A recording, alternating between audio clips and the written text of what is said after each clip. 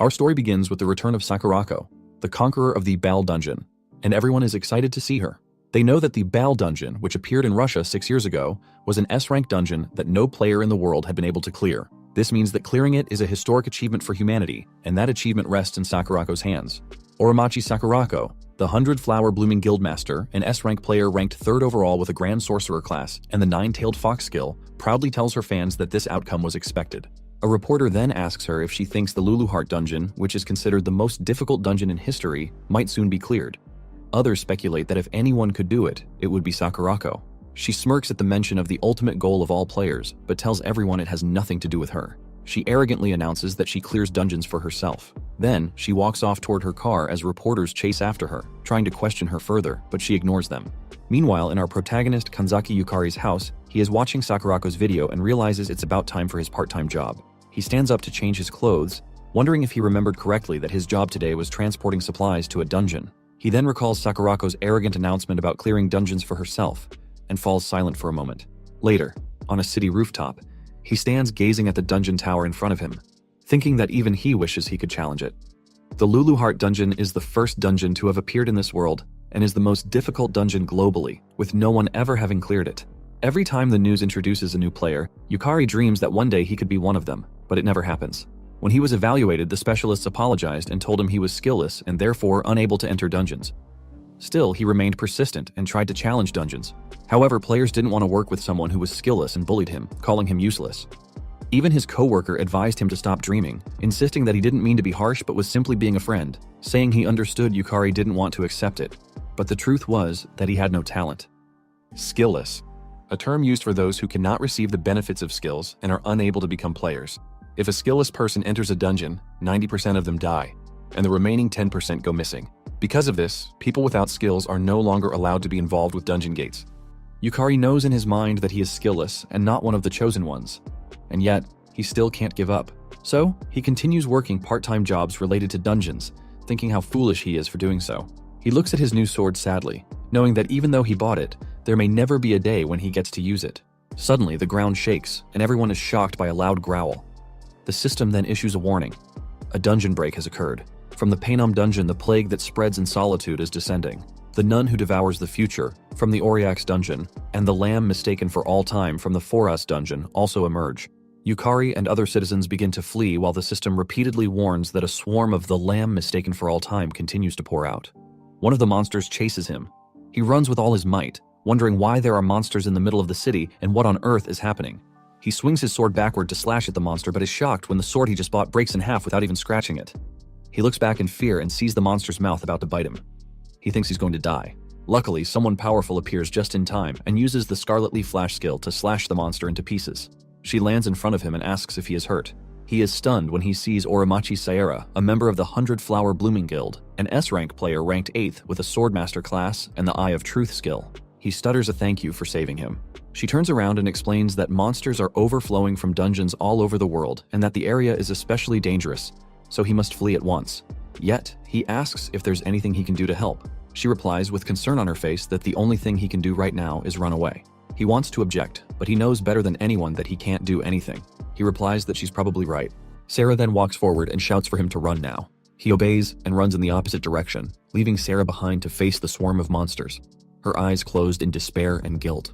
Minutes later, he stopped running to catch his breath and hid behind a nearby car park. Yet, he noticed that no matter where he ran, there were monsters.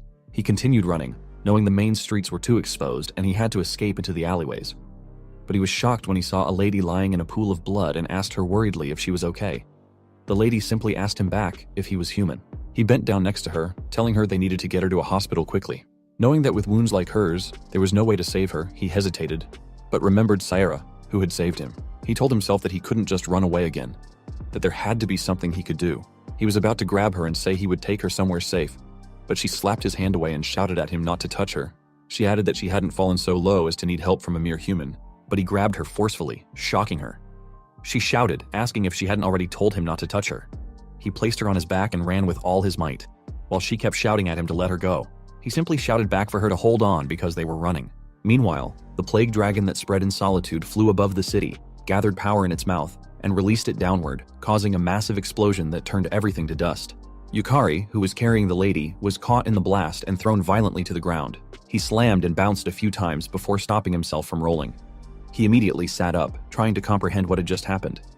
But when he looked back, he was shocked to see the dragon's eyes staring directly at him. He froze in fear but grew confused when the dragon looked past him and began scanning the area, showing no interest in him. He wondered why it wasn't attacking. Perhaps it was searching for something. Snapping out of it, he realized he needed to help the lady. He frantically searched and found her lying on the ground nearby. He lifted her back onto his back and began running again. She looked at him and calmly asked why he kept resisting so much. She explained that even if they kept running, both of them would die anyway, and asked if that wasn't obvious. But he kept running and replied that she was absolutely right, yet even so, that wasn't a reason to do nothing. He said he would simply do what he could right now, which surprised her. She then asked him if, in other words, he wanted to change the situation. He replied that he did, and added that if he could, he'd even save the world, but he knew he couldn't. That was why, at the very least, he just wanted to save her. This surprised her even more. She calmly responded by saying, "Is that so?" and told him that their interests aligned. She pushed him away slightly, admitting she hated the idea of relying on a fragile human, but since he was the only vessel available, she had no choice. She offered him the chance to save the world in exchange for his soul. He asked how she could even do that, and she answered that it would be by going back to the past and starting over. She then ordered him to state his name, and he replied that his name was Kanzaki Yukari. She cast a magic circle with overwhelming dark power, which shocked him. She introduced herself as Luluheart, the soul-devouring demon lord and ruler of the Luluheart dungeon. He couldn't believe he was seeing a demon lord. He then saw her take out a bright star and heard her say that the Luluheart dungeon was a golden memory that must never be lost. She squeezed the star and told him she was entrusting its fate to him. Suddenly, a strong force dragged him away, and the system displayed a message stating that although his life was empty, he had risked it to save the girl and the world. In recognition of his deed, the Round Table granted him a skill. However, the system encountered an error. It detected that he lacked talent and causality. The system began reviewing his status, and the Round Table created a skill suitable for him as a special exception. The system then generated a skill and revealed that he had been granted the skill Lost Man, a skill that loses oneself, with an unknown rank. The system expressed respect and bestowed a blessing for his resolve to lose everything. A moment later, he opened his eyes and sat up in shock. He looked at his tablet and saw news about a new BAL dungeon appearing in Russia. He couldn't believe it, knowing that was a story from 6 years ago. He was even more shocked when he saw the date on his phone, wondering why it showed a date from 6 years ago. Suddenly, a lady with a sharp horn spoke, telling him that he had finally woken up. She smiled at him, causing him to drop his phone in horror as he wondered what had happened. Years ago, the Tower of Beginnings suddenly appeared in Shinjuku, and it was called the Luluheart Dungeon. As if in response, dungeon towers began emerging one after another across the world, and within them resided supernatural monsters. In contrast, those who awakened to extraordinary powers and skills also began to appear. These individuals were called players. Skills allowed their wielders to perform feats impossible for ordinary humans, defying the very laws of physics. Those chosen by skills ventured into dungeons, marking the beginning of a new era centered around them. In the present, a young Luluheart smiles at him, and in panic, he asks her what has happened. She simply replies that he has regressed, which confuses him even more. She then explains that he has regressed roughly 6 years into the past, and it was the result of the Demon Lord Luluheart's grand magic. He asks her if going back in time is even possible, and she proudly replies that nothing is impossible for her. However, she admits that she lost most of her magical power, which is why she ended up in such an adorable form, and informs him that no one else can see her but him. He then realizes that she seems somewhat familiar, recalling the older Luluheart. She tells him that she has fulfilled her part of the contract, so now it's his turn to fulfill his. He will be working to stop the dungeon break. He responds that he'd love to help, but he has no idea what to do. She explains that the dungeon break was a calamity caused by demon lords ruling over other dungeons. Their objective was to invade her Luluheart dungeon, which held the greatest concentration of magical power in the world. She adds that since they couldn't defeat someone as powerful as her alone, they formed an alliance across all dungeons. This means that if they systematically conquer every dungeon in this world, they can prevent that future from happening. However, he responds that it's really hard for him to say, but he admits he's incredibly weak and has no skills. He adds that he has never even set foot inside a dungeon before, yet he is shocked when she asks, "What about it?" and tells him it doesn't matter in the slightest. What's important is his resolve. She explains to him that to a demon lord like her, humans are all the same, so he shouldn't worry. She assures him that she will personally train him to become the strongest. She then firmly and confidently swears to him that he will surpass the limits of humanity and protect her beloved Luluheart dungeon. A moment later, in the F-rank dungeon, Lemuria, they arrive. He looks around, as it's his first time stepping into a dungeon, but instead of excitement, he feels a sense of restlessness. He then asks her about the training she mentioned. She releases her power, floating in the air, and replies that he'll understand once they start. Seeing her dark magical power, He panics, shouting for her to wait a moment and asking what she's about to do. But she simply reaches out and places her hand on his chest, making him scream in pain. He feels dizzy and wonders what is happening. His head begins to ache so badly it feels like it's splitting, yet she calmly explains that she infused her magic directly into his magical circuits. Now, even someone as skillless as him should be able to sense magic. He kneels on the ground in pain as her magic spreads through his body, and he wonders what she's talking about. She tells him that it seems, by acquiring a skill, he also obtained a magical circuit to handle mana. But he doesn't listen. His body is overwhelmed with pain, burning from the inside. He can't think properly and feels himself slowly losing consciousness. At that moment, he wishes there were no pain. The system detects his desire to lose pain, and because of it, he meets the conditions of his unique skill, Lostman. Suddenly, he feels the pain vanish. When he looks up, the system shows him that the pain has been lost. However, since the skill is only level 1, the effect duration is limited. He couldn't believe that the pain was gone and felt something circulating throughout his body. He looked at his hand and saw magical power, prompting him to ask if it was mana. He knew that mana was essential for using skills and class magic and remembered that, in the world before his regression, he couldn't even sense it. He clenched his hand, overjoyed to see magical power flowing from his body. Luluheart, who saw his system as well, asked him if she was right in saying that his skill was a pretty convenient ability. She remarked that humans had too many unnecessary things. Then she decided to begin their training and instructed him to try gathering the mana flowing through his body into his legs. She infused her mana into his legs while explaining that if he could control mana well enough, he could move beyond human limits. He focused intently and tried his best to gather his mana into his legs. For a second, he managed to channel some mana there, but it quickly spread back through his body. He told her that he couldn't control it properly. Whenever he tried to gather mana into his legs, it dispersed midway. She responded that she hadn't expected him to succeed from the start, which surprised him. He commented that she was kinder than he expected, admitting that he thought she would push him to get it right immediately. However, she smirked and laughingly told him that his will and ability didn't matter in the slightest. Confused, he asked what the hell that was supposed to mean. Then, he noticed a sound around them and asked her if she heard it too. Suddenly, a monster appeared, rushing toward him. He froze for a second, then snapped to attention when he realized it was an orc. The orc chased after him as he ran, shouting in panic, asking what was happening and why there was an orc at the entrance. Floating beside him, she reminded him that, even weakened, he had absorbed the Demon Lord. To a monster, that was like the finest delicacy appearing before its eyes. She then excitedly told him that monsters would now come to devour him. Meanwhile, she gracefully floated around with tea and cake while he ran for his life, shouting that he had never fought before. She calmly sat down midair and explained that if he infused mana into his legs and accelerated, he should be able to escape. He shouted back that was exactly what he couldn't do, which was why he was in trouble. She only looked confused at his complaint and asked if she was right in thinking that he should just get better at it. He shouted at her that she was the worst. The orc raised its spiked hammer and swung it down at him. In the emergency situation, he managed to channel mana into his legs and, in a panic, strengthened them.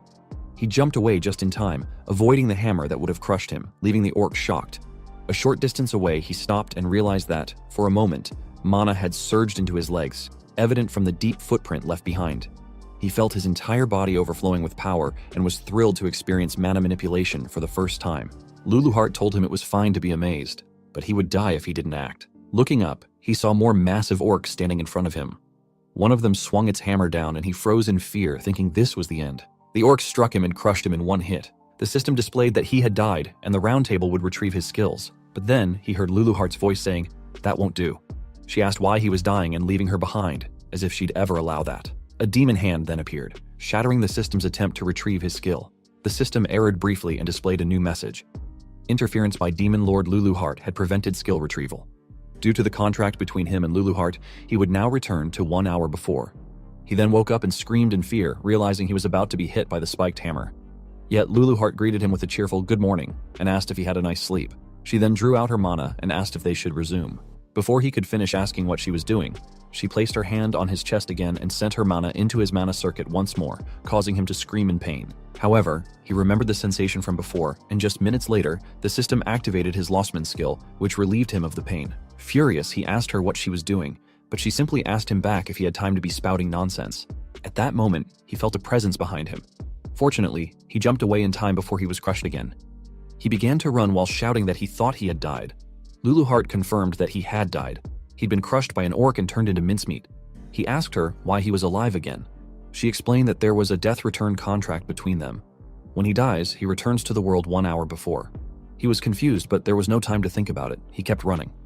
Luluhart then told him not to worry about unnecessary things because the only thing he needed to know was that until he stops the dungeon break, he can't die permanently.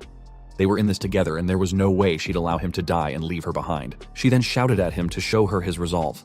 The orc caught up to him, but once again he managed to channel mana into his legs and jumped away to dodge its attack. Luluhart praised him, saying his reaction was better than the first time. She admitted that she thought it would take longer for him to control magic, but it seemed dying once had an effect. She then formed a sword using her magical power and told him that if he was going to become strong enough to prevent the dungeon break, he couldn't keep running away forever. He accepted the sword, knowing he hadn't come back just to keep fleeing from orcs. He couldn't stay stuck there. She walked closer to him and told him that she would only say this once, so he should pay attention. She began explaining that the magic circuits inside him, the parts that connect to the magic overflowing in the world, were linked to his soul. In other words, with a strong will, he could control magic. But to do that, he needed a strong desire, which could be a passionate wish to grow stronger, or even the arrogance of wanting to save the world. She then asked him what exactly he desired.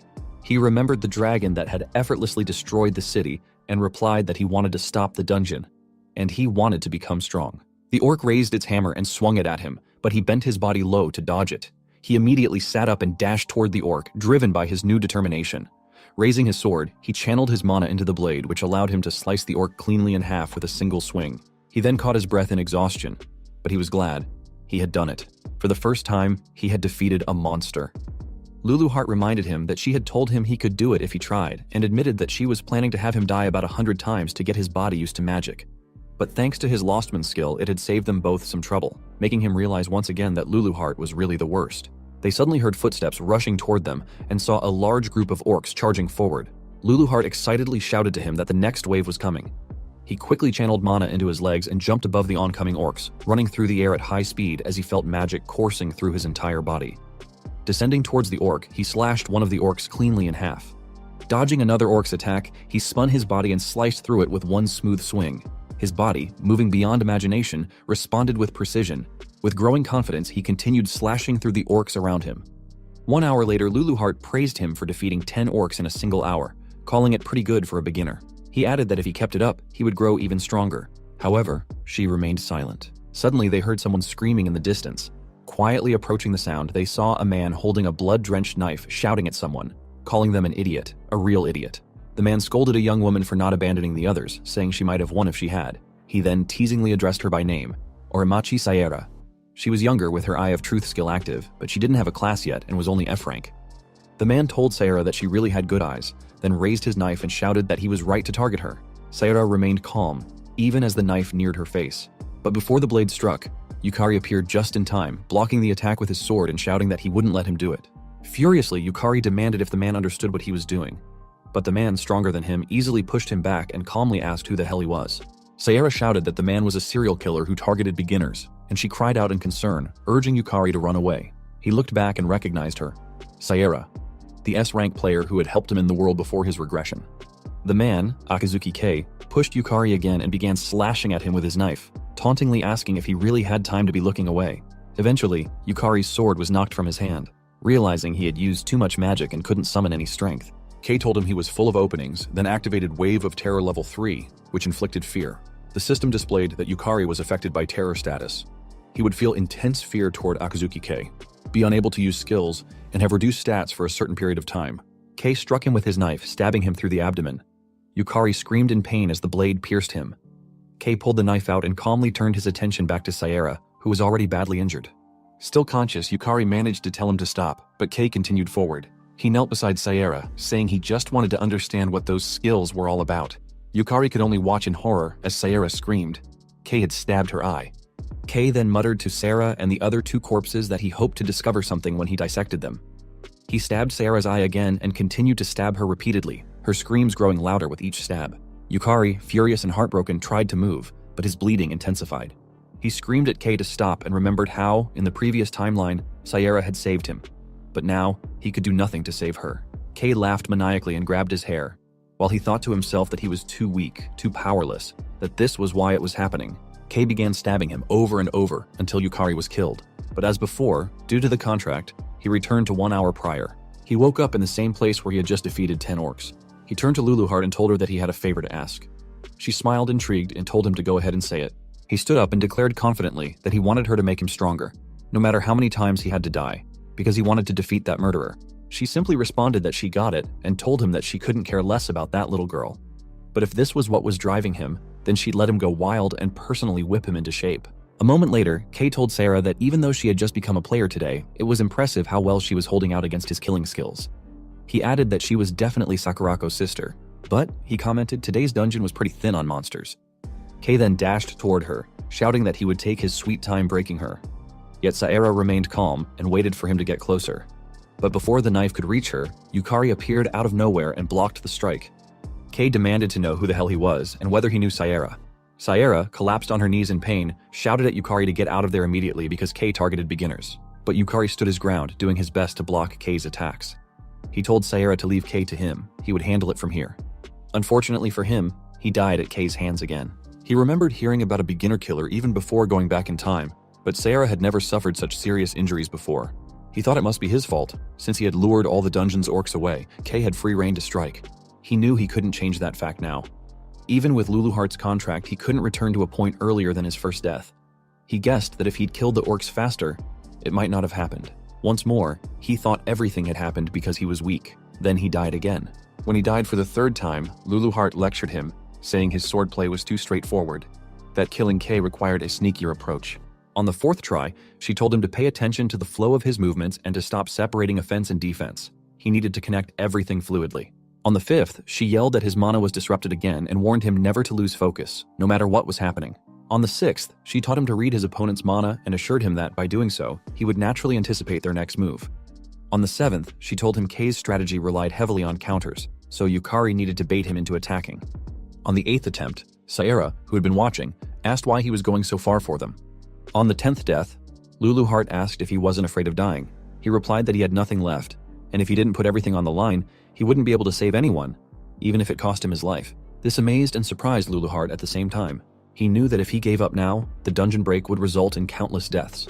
And when weighing the lives of everyone else against his own pain, the choice was obvious. Luluhart silently watched him continue trying to defeat the murderer and die once more. She remembered all the people she had seen in dungeons, how they abandoned their teammates without hesitation and only looked out for themselves. That's why she couldn't understand why Yukari kept sacrificing himself for others. Yukari died again and again at the murderer's hands for hours, until Kei was finally impressed by how Yukari read his movements, as if it were his first time. He didn't realize Yukari had died so many times that he could now predict Kei's actions instinctively. Kei arrogantly told him that the difference between them was their commitment to dying, that Yukari didn't have it in him. Yukari was momentarily confused and wondered if, even after all this, his resolve still wasn't enough. But then he stood up, thinking to himself, even so, and even then, he wouldn't let anyone die.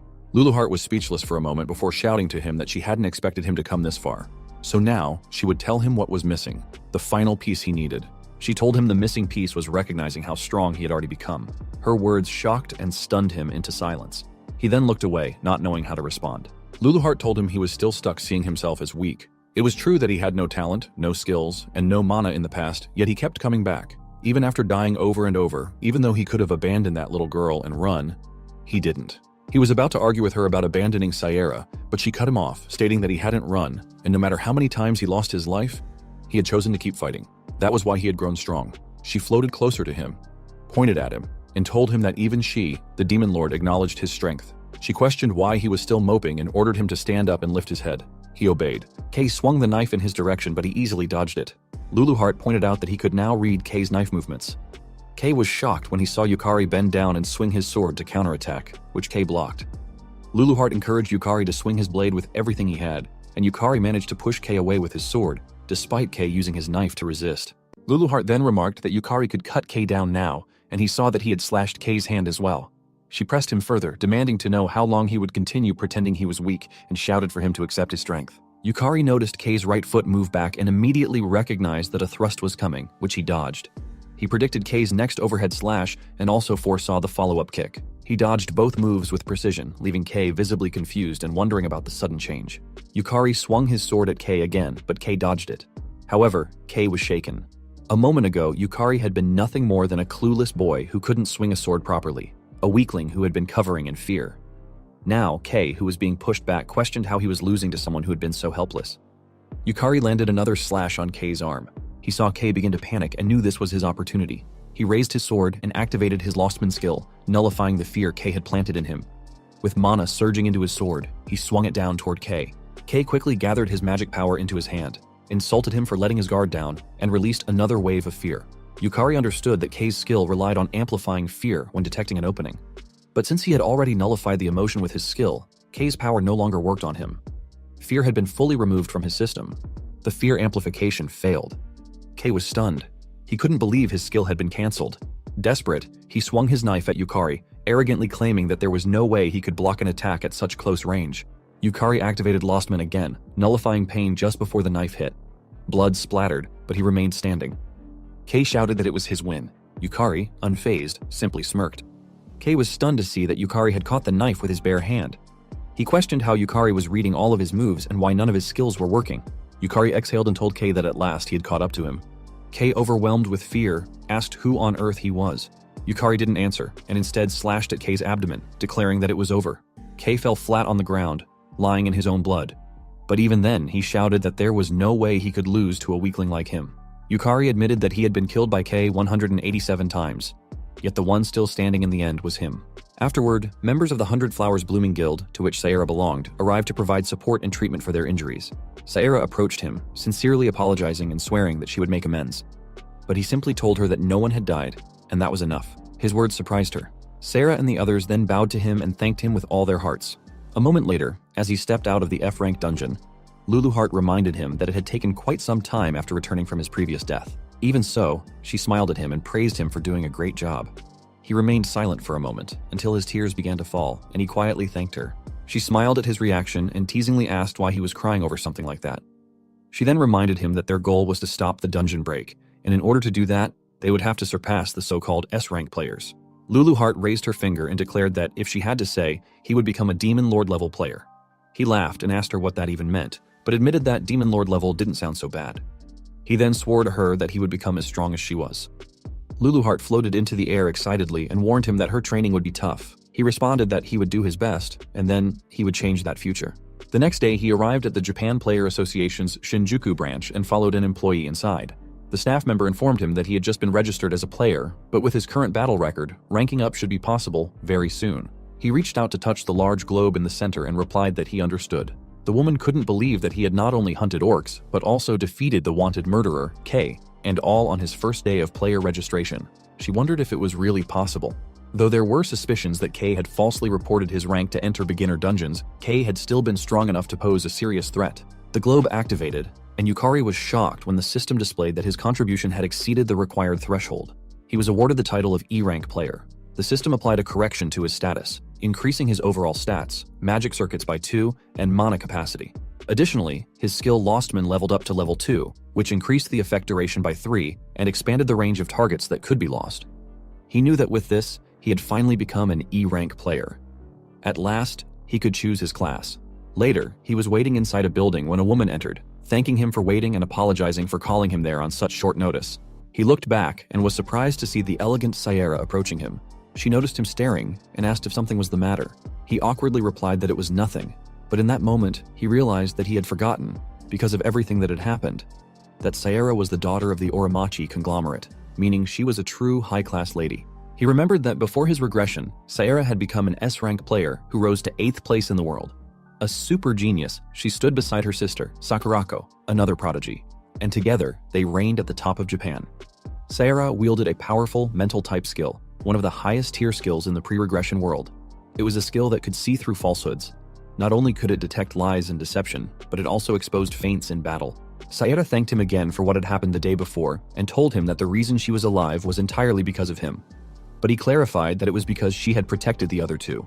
Yukari later discovered that Sayera had never attempted a dungeon raid before, and yet she managed to keep fighting Kay while protecting 2 injured people, something he could hardly believe. She then held his hand and told him that hearing those words made her feel a little better, causing him to blush as she stood a little too close.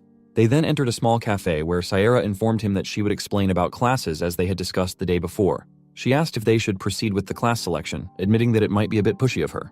She went on to explain that a job class was something a player could choose upon reaching E rank. It was similar to choosing a profession, and classes were broadly divided into physical-based, magic-based, and mental-based categories. She added that a person's class was generally determined by their personality and abilities, and that their skills were reflected accordingly. For physical-based classes, examples included warriors, knights, and thieves. In magic-based classes, there were options like sorcerers and priests. For mental-based classes, there were unique and specialized options such as alchemists, clerics, or summoners. He recalled that before the regression, he had been somewhat of a player geek and had done extensive research on classes. In the pre-regression world, Sarah had chosen the Swordmaster class, which came with a unique ability, Counter. Paired with her lie-detecting skill, this allowed her to predict her opponent's actions with complete accuracy and land flawless counters. People even referred to it as cheating. Sarah then told him something important to keep in mind, that skills and classes had compatibility factors. She explained that if someone with magic-based skills chose a magic-based class, the synergy between them created enhanced effects that strengthened their power. However, if someone with magic-based skills chose a physical-based class, both their magic and physical abilities would end up average, making them a jack of all trades but master of none. She added that, although she didn't know exactly what his skill did, he should be careful. He thanked her, saying the information was helpful. He then realized that his skill, Lostman, was something he had never heard of before, even in his past life, and had no idea what kind of class options he would receive. Luluheart, who was floating nearby, appeared to understand the logic behind people having abilities after hearing Sarah's explanation. Sarah stood up and waved goodbye to him, saying she needed to go first for her class evaluation. Later, in the same cafe, Sarah returned and thanked him for waiting. He asked if she had decided on her class. She replied that she had, and told him she had received about 4 options, including Swordmaster and Paladin. He was shocked, knowing that even having that many high-tier options at her level would normally label someone a genius. Sarah then excitedly shared that she had chosen the S-rank classmate. This shocked him even more, knowing that it was indeed an S-rank class that combined elegant magic with cold, calculated combat techniques. He recalled that before the regression, Sarah should have chosen the A-rank Swordmaster class. Yet now, she was excited to stand shoulder to shoulder with brave people like him. He was stunned that she had called him a brave person and felt genuinely happy that she thought of him that way. She told him that it was now his turn, prompting him to stand up and head toward the class evaluation. He stopped in front of the globe, remembering that before the regression, he had never even gotten the chance to choose a class. He had no idea what kind of options would appear. Placing his hand on the globe, he watched as it began processing his class aptitude assessment. Suddenly, the system produced an error, startling him. He wondered if it was a malfunction. But then the system displayed that it had detected an unknown reaction within him and had begun redefining his class. This caught Luluheart's attention. When the system completed the assessment, he was shocked to see the result. His class was identified as Soul Eater, marked as rank EX++.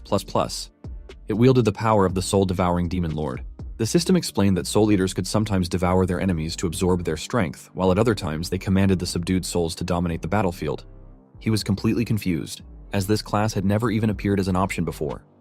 Then, several class-specific skills unlocked before him: Soul Loss, Soul Trial, Soul Devour, and Soul Harvest. Overwhelmed, he shouted that he had never heard of any of this, not even before the regression, and frantically asked what it all meant. Luluheart grabbed his shoulder and shouted back that it was her ability. They examined his new class carefully, and Luluheart wondered aloud if the ghosts of the Round Table system had judged her as part of the darkness. The system then proceeded to explain every class skill he had unlocked. A moment later, he returned to the cafe where Luluheart was waiting. She asked him if he had chosen a class, and he confirmed that he had, revealing that it was a class called Soul Eater. Luluheart responded that she had never heard of such a class before and appeared confused, noting that both of them had ended up with unprecedented unique classes. Suddenly appearing beside him, Luluheart shouted that it was perfect timing. She ordered him to challenge Sarah to a mock battle, instructing him to fight using his power and test out his class. She added that they would talk afterward, which startled him. Minutes later, inside the indoor arena at the Japan Player Association's Shinjuku branch, he stood across from Sarah to begin their mock battle. He was surprised when he saw that she was wearing a maid outfit and asked why. She casually replied that it was because the outfit excited her.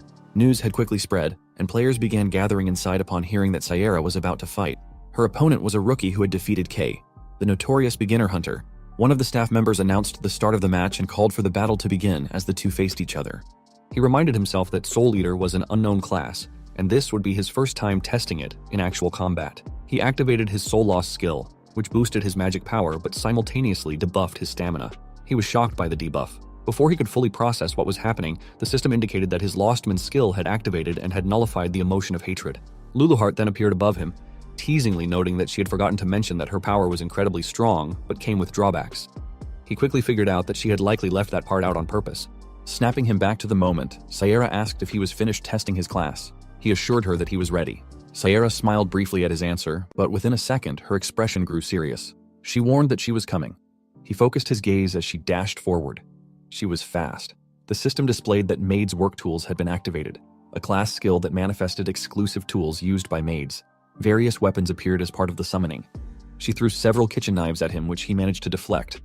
Despite this, Saera continued closing the distance. She drew the sword at her waist and swung it at him.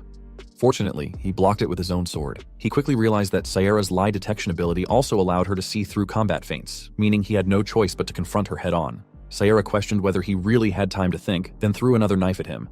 He bent backward just in time to dodge it. Immediately, he straightened his posture and looked toward her. She was already summoning additional weapons. Knowing she was preparing for another attack, he activated his Lost Man skill again, nullifying fear. She threw several more knives at once, but he blocked, dodged, and evaded them effortlessly as he dashed toward her. She was shocked and asked if what she was seeing was real. She was even more stunned when he appeared in front of her with incredible speed, ready to swing his sword. Saera managed to block the attack, but she felt the overwhelming force behind it. He then forcefully pushed her back, stunning the watching players around the arena. He felt magical power overflowing through his body thanks to the effects of soul loss, and the sensation excited him. For the first time, he was truly experiencing the full potential of his class skill. On the other hand, Saera landed on the floor with her foot and thought to herself that his straightforward fighting style was something else. Unlike Kay, it would have been easier if he had used feints. She was then shocked when she saw him charging toward her at high speed. She did her best to block every swing of his sword, noticing that his attacks surged like a tsunami. Despite having about as much player experience as she did, she wondered how he had become so skilled in combat. He jumped and swung his sword downward, knowing he needed to push through. However, he was caught off guard when he saw Saera smiling. She then activated her maid's cooking technique and released a strong flame around her, which shocked him further. He attempted to extinguish the flames near him by stepping into them and questioned whether the maid class could even use fire magic. Saera responded proudly that no one handled fire better than a maid and declared that she would cook him too. She then released even stronger flames around him. He sprinted away at speed, dodging the inferno while shouting in disbelief that it didn't make any sense. Saera hurled even hotter flames at him and dashed forward with her sword, reminding him that a maid's job included cooking, and cooking meant fire. He covered his face to shield his head and swung his sword to counterattack, successfully deflecting her blade, although he struggled against the searing heat. In that moment, he realized this was Saera's true power that would one day elevate her to S rank. He thought to himself that if Saera had a proper team, even Kay wouldn't have stood a chance. She summoned another barrage of knives and declared that she wasn't done yet. He remained silent and simply stared at her, impressed by the determination in her eyes. Despite everything, there was no sign she was giving up. She threw the knives at him and he tried his best to deflect them. However, one slipped through his defense and struck him in the arm. Suddenly, Saera appeared in front of him and declared the battle over. Anticipating her move, he immediately controlled his mana internally and released it outward while swinging his sword upward. He activated his Lostman skill, nullifying the pain just before her kick landed. Because of it, he felt nothing and remained standing firmly, which shocked her. She couldn't believe it. Despite delivering a direct hit, he showed no reaction. He then swung his sword forward, and she managed to block it. The system displayed that his health had dropped below 50%, meeting the activation condition for the Soul Loss skill. This triggered Abyss Soul, further increasing his magic power. He launched another strike at her, and Saera couldn't believe his magic output was rising even under such conditions. He continued his assault. She blocked once again with her daggers, but they began to crack under the sheer weight of his attacks. He pressed forward, swinging at her relentlessly, and she realized that she wouldn't be able to block them all. He noticed her beginning to struggle and recognized that the end was near. He positioned himself for the final blow and declared that it would be the finishing strike. Imbuing mana in his sword, he swung his sword at her, sending her flying across the arena and ending the match. The announcer declared him the winner. Saera stood up calmly and acknowledged that she had expected that result from Yukari. She then extended her hand to him, admitting that it was a complete defeat for her. He shook her hand and responded that it was just luck, adding that if they fought again, she would likely win. She asked him seriously if he really meant it, to which he replied yes, telling her that he believed she would become the best player. But then, he heard her make an unpleasant sound. Looking at her with confusion, he asked her why. Suddenly she screamed in frustration, shocking him. She began shouting, demanding to know what that movement was and why he had jumped straight into a barrage of throwing knives. Trembling slightly, she asked if the screws in his head were completely loose. He could only laugh awkwardly in response. He realized then that Saera was far more expressive than he had initially thought. She yelled that she had been so sure she'd win with that spinning kick, and her own inexperience was absolutely infuriating. Then she pointed at him, startling him, and swore that she wouldn't lose the next time. He was taken aback for a moment, but then smiled and told her that he would win again next time. The following day, in front of the E-rank dungeon known as Realm Gate, he asked Luluheart to confirm if this was the correct dungeon. She affirmed that it was and explained that it should be the perfect place to test the Soul Eater's abilities. She informed him that she had picked an easy dungeon so he could take it easy, and he agreed. He stepped forward confidently while Luluhart smiled, watching him enter the E-rank dungeon. Moments later, outside the dungeon, the guards were shocked and questioning what was happening. They reported to their captain that there was a sudden magic surge inside the dungeon. It had transformed into a red dungeon. They immediately rushed to call for backup from the 100 Flowers Blooming Guild and alerted the player association. Meanwhile, inside the dungeon, Yukari was already busy cutting monsters in half. When another monster appeared behind him and swung its sword to kill him, he easily dodged the attack and moved away instantly. He then lifted his sword and swung it backward, severing the monster's head in a clean strike. Without stopping, he rushed forward and slashed through the monster in front of him as well. Minutes later, he was kneeling on the ground in exhaustion, asking Luluhart why the enemies were so strong if this was supposed to be an E-rank dungeon. Luluhart remained silent, not because she didn't know, but because she was surprised. Despite it being a red dungeon, where monsters entered a berserk rampage and became several times stronger, Yukari had taken them down during his first encounter. Not only that, he had overpowered them without dying even once. She smirked, realizing that Yukari's growth was progressing much faster than she had anticipated. In that moment, she thought to herself that he was truly interesting. Luluhart laughed to herself, thinking that she would have to prepare even harsher training going forward, which immediately terrified him. The system then displayed that his class ability, Soul Eater, had auto-activated. He was surprised when he saw mana pouring from the defeated monsters' bodies and entering his own. He felt his body rapidly filling with energy. The system notified him that his mana capacity and status had increased. Luluhart explained that he had consumed the monsters' souls, which were being converted into mana. She added that the more enemies he defeated, the stronger he would become. This was the first true essence of his ability. He acknowledged her insight and remarked that it was to be expected from the original owner of the class.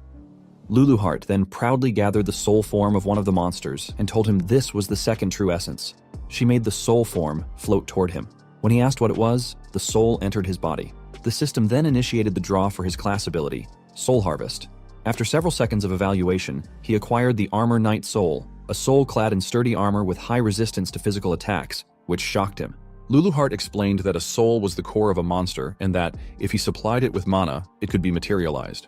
He attempted to infuse mana into the soul, which successfully activated his soul command ability, allowing him to materialize the Armor Knight Soul.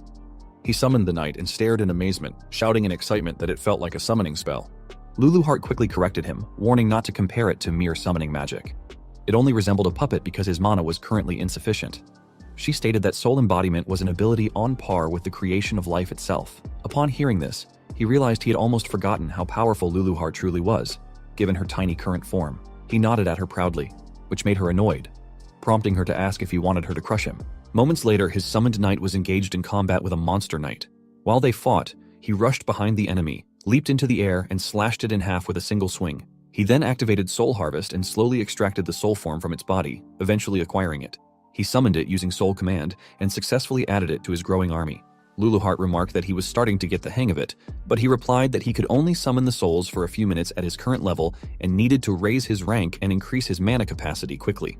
Luluhart smirked, noting that he was finally beginning to develop some ambition. Minutes later, in the dungeon's burning stage, he revealed the soul forms to Luluhart and reported that he had recovered 3 souls so far. She told him that it was not bad at all and gave him an approving smirk. Suddenly, a massive knight appeared at the center of the stage. Luluhart calmly noted that it was the only one left. Yukari confidently agreed and stared back at the towering figure, stating that this would be his first boss fight. Meanwhile, at the S-rank 100 Flowers Blooming Guild, inside the guildmaster's office, a lady secretary rushed in and called out to Sakurako. She informed her that she had received a report. Among the documents she carried was a file containing Yukari's information, immediately capturing the attention of Sakurako, the strongest player in Japan. The secretary reported to Sakurako that a mana overflow had occurred inside the E-rank realm gate, resulting in the emergence of a red dungeon. Sakurako responded calmly, remarking that it was a nuisance. She then ordered the secretary to immediately dispatch B-rank players and have the 4th squad on standby, just in case. The secretary agreed without hesitation. Sakurako then asked if anyone had already entered the dungeon. The secretary replied that they had received a report of an E-rank player named Kanzaki Yukari entering alone. Upon hearing his name, Sakurako stopped walking. She thought the name sounded familiar but then dismissed it, stating that an E-rank nobody wasn't worth worrying about. She ordered her secretary to bring her the usual information. The secretary presented a list of everyone who had approached Sierra the previous day. Sakurako began speedily reviewing the documents, her mood shifting to irritation as she grew furious that unworthy people were getting close to Sierra. In her eyes, they were all equally worthless. She stopped abruptly when she came across a photo of Sierra and Yukari talking in the cafe. When she asked about the photo, the secretary calmly replied that it was taken during lunchtime. Sakurako pulled the photo from the pile and finally recognized Yukari as the one who had sparred with Sayara. She realized that she had overlooked him at the time, too focused on admiring Sayara's graceful fighting style. Her expression twisted with anger as she pointed at Yukari in the photo, thinking that another worthless insect was trying to latch onto her Sayara. Meanwhile, in the E-rank dungeon's boss room, Yukari was on his 24th death in regression. Luluheart, floating lazily in the air, asked how much longer he planned to keep fighting, admitting that she was getting bored. He was locked in a battle with the boss when he shouted at her to be quiet, insisting the boss was far too strong. Luluheart simply smiled, knowing it was not a regular boss. It was a monster supercharged by the dungeon's mana overflow. An easy win was out of the question. Yukari reminded her that she had told him this dungeon was the perfect difficulty, but she teasingly responded by asking whether he didn't want to get stronger. She claimed that facing stronger enemies was exactly how one grew. He yelled that he was an idiot for trusting her, but just then, the boss's sword came dangerously close to his head. He narrowly dodged the attack in time. He realized there was a huge rank gap.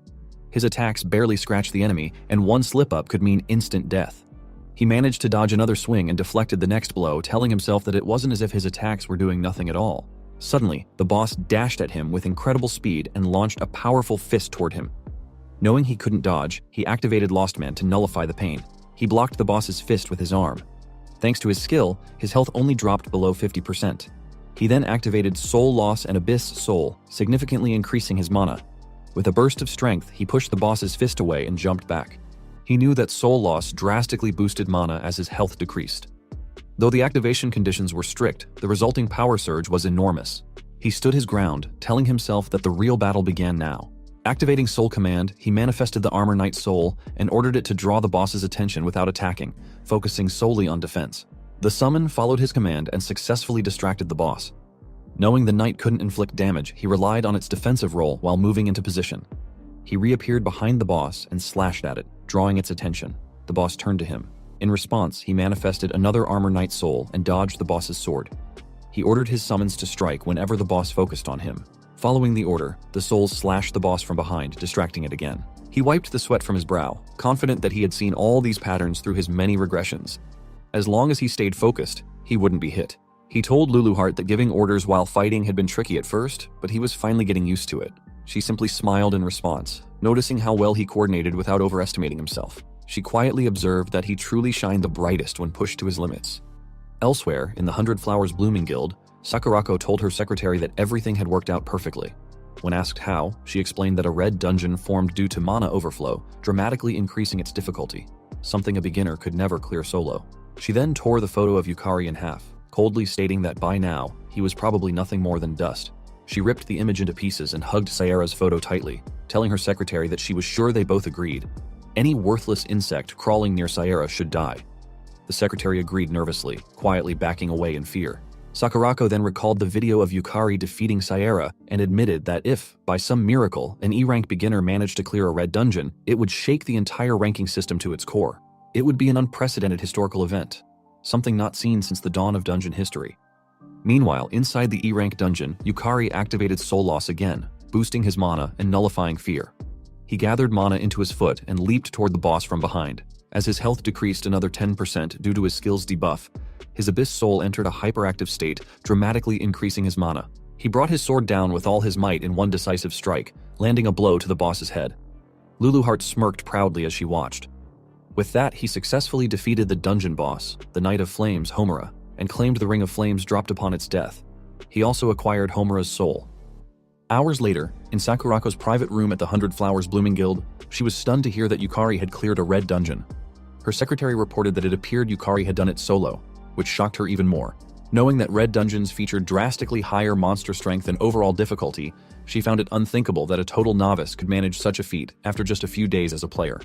The secretary added that Yukari was also the one who had taken down the wanted criminal K. Sakurako recalled watching Yukari's mock battle with Sarah. His skills were clearly amateurish, yet he showed no fear of death, and his eyes were filled with madness. She smirked, thinking things were getting interesting. She then ordered the guild to dig up everything they could on Yukari, and declared that if he turned out to be the real deal, they would recruit him into their guild. She also announced that Shikamura Kazuki would hand over command of his C-rank squad to Yukari. This announcement shocked the secretary and another woman present, who both turned their attention to Kazuki. Kazuki couldn't believe what he was hearing, and asked her to confirm if she had really said his squad. She coldly warned him not to make her repeat herself, stating she hated repeating things. Her tone startled and irritated Kazuki at the same time. She leaned closer to him and told him that if he was dissatisfied, he should prove that he was more capable than Yukari. She then turned and walked away, stating that she would entrust the full investigation of Yukari to him. Kazuki, furiously holding back his frustration, responded that he understood. Sakurako smirked and glanced back at him, thinking Kazuki was an easy man to manipulate. He couldn't even hide his killing intent, but she also thought that if Kazuki managed to kill Yukari, then that would be the extent of Yukari's potential. Regardless, she was looking forward to some interesting results. 1 week later, players gathered outside the Vine Gate, a D-rank dungeon. Sarah addressed the group, informing them that they would be tackling the dungeon that day, and that 3 members from the 100 Flowers Blooming Guild would be joining the raid. Shigemura Kazuki, a C-rank player with a gladiator class and a strength multiplier skill, introduced himself as the appointed leader of the party. He extended his hand to Yukari, who shook it and introduced himself in return. Suzumura Ayaka, a C-rank player with a Sage class, a mana cost reduction skill, and a member of the 100 Flowers Blooming Guild, nodded in greeting. Kaito Sho, a D-rank player with a sorcerer class and a combo bonus skill, also nodded. He was affiliated with the Hayaka Ryoran Guild. Sarah proudly told everyone that Yukari had cleared the recent red dungeon entirely on his own. Yukari modestly responded that it was just luck. Sarah, however, told him that it was just like him to be modest, and that he should be proud of his accomplishments.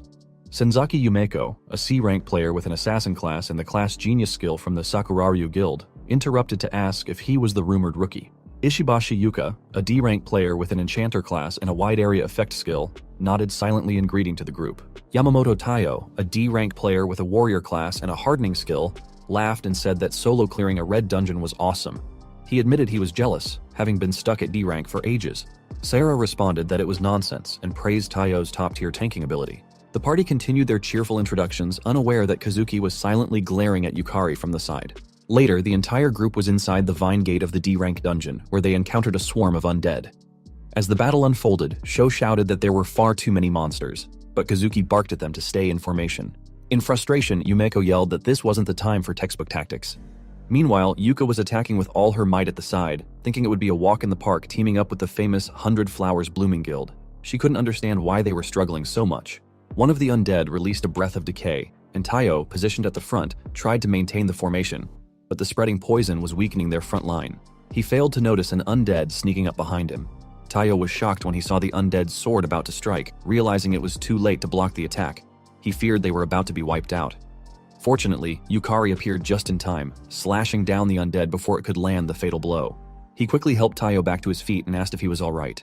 Taiyo, still stunned, stuttered that Yukari had saved him, but Yukari rushed off again, telling him he would draw the monsters from behind and for Taiyo to cover the front while he did so. Kazuki saw them acting independently and furiously reminded everyone that he had ordered them not to disobey his commands. Yukari ignored him, knowing that it wasn't the time for rigid hierarchy. He activated his Lost Man skill to nullify pain and called out to Lulu Heart, referring to her as Lulu for short, who was floating nearby snacking on popcorn while watching the battle unfold. He asked her to pour her mana into him and draw the monster's attention. She agreed immediately, raised her hand, and infused him with mana, which successfully attracted the undead. Mid-cast, she realized what he had called her and shouted, demanding to know what was with the Lulu nickname. He ignored her and dashed toward the horde of undead now rushing in his direction. He tilted his foot and leapt above the enemies. Lulu Heart shouted in frustration, offended that he would give her, of all people, a nickname. Again, he ignored her. Activating Soul Loss, he boosted his mana and nullified the emotion of hatred. He swung his sword backward, then forward in a wide arc, striking multiple undead in front of him. Suddenly, an undead appeared from behind and released a breath of decay. He cursed under his breath, knowing that although the undead were slow, their poison was incredibly troublesome. The system then notified him that his desire to nullify the poison had been confirmed, triggering Lost Man, which purged the poison from his body. Shocked, he felt the sickness vanish completely, and theorized that status effects applied to him were recognized by the system as part of himself. With renewed energy, he spun his sword with greater force, realizing he could push even harder now. Compared to the monsters in the red dungeon, the undead were slow and lacked strong willpower. He continued swinging, cutting down the swarm almost entirely on his own. Yumeko watched in disbelief and asked what was up with him, wondering if he was really just an E-rank. Taiyo watched with a smile, thinking to himself that this was the skill of someone who had cleared a red dungeon solo. Elsewhere on the battlefield, Yukari infused a large amount of mana into his blade and swung it with full strength toward the last remaining undead, cleanly severing its head. He declared that the fight was over. Everyone stood stunned at what they had just witnessed. He simply asked if everyone was okay. Yumeko replied that okay was an understatement, given that he had essentially defeated everything himself. He responded that it was only possible because everyone had his back. He then cheerfully approached Yumeko, unaware that Kazuki was watching from the side, fuming. Kazuki silently raged, thinking Yukari was making him look like a fool. He remembered Sakurako's words, her command to prove he was more capable than Yukari.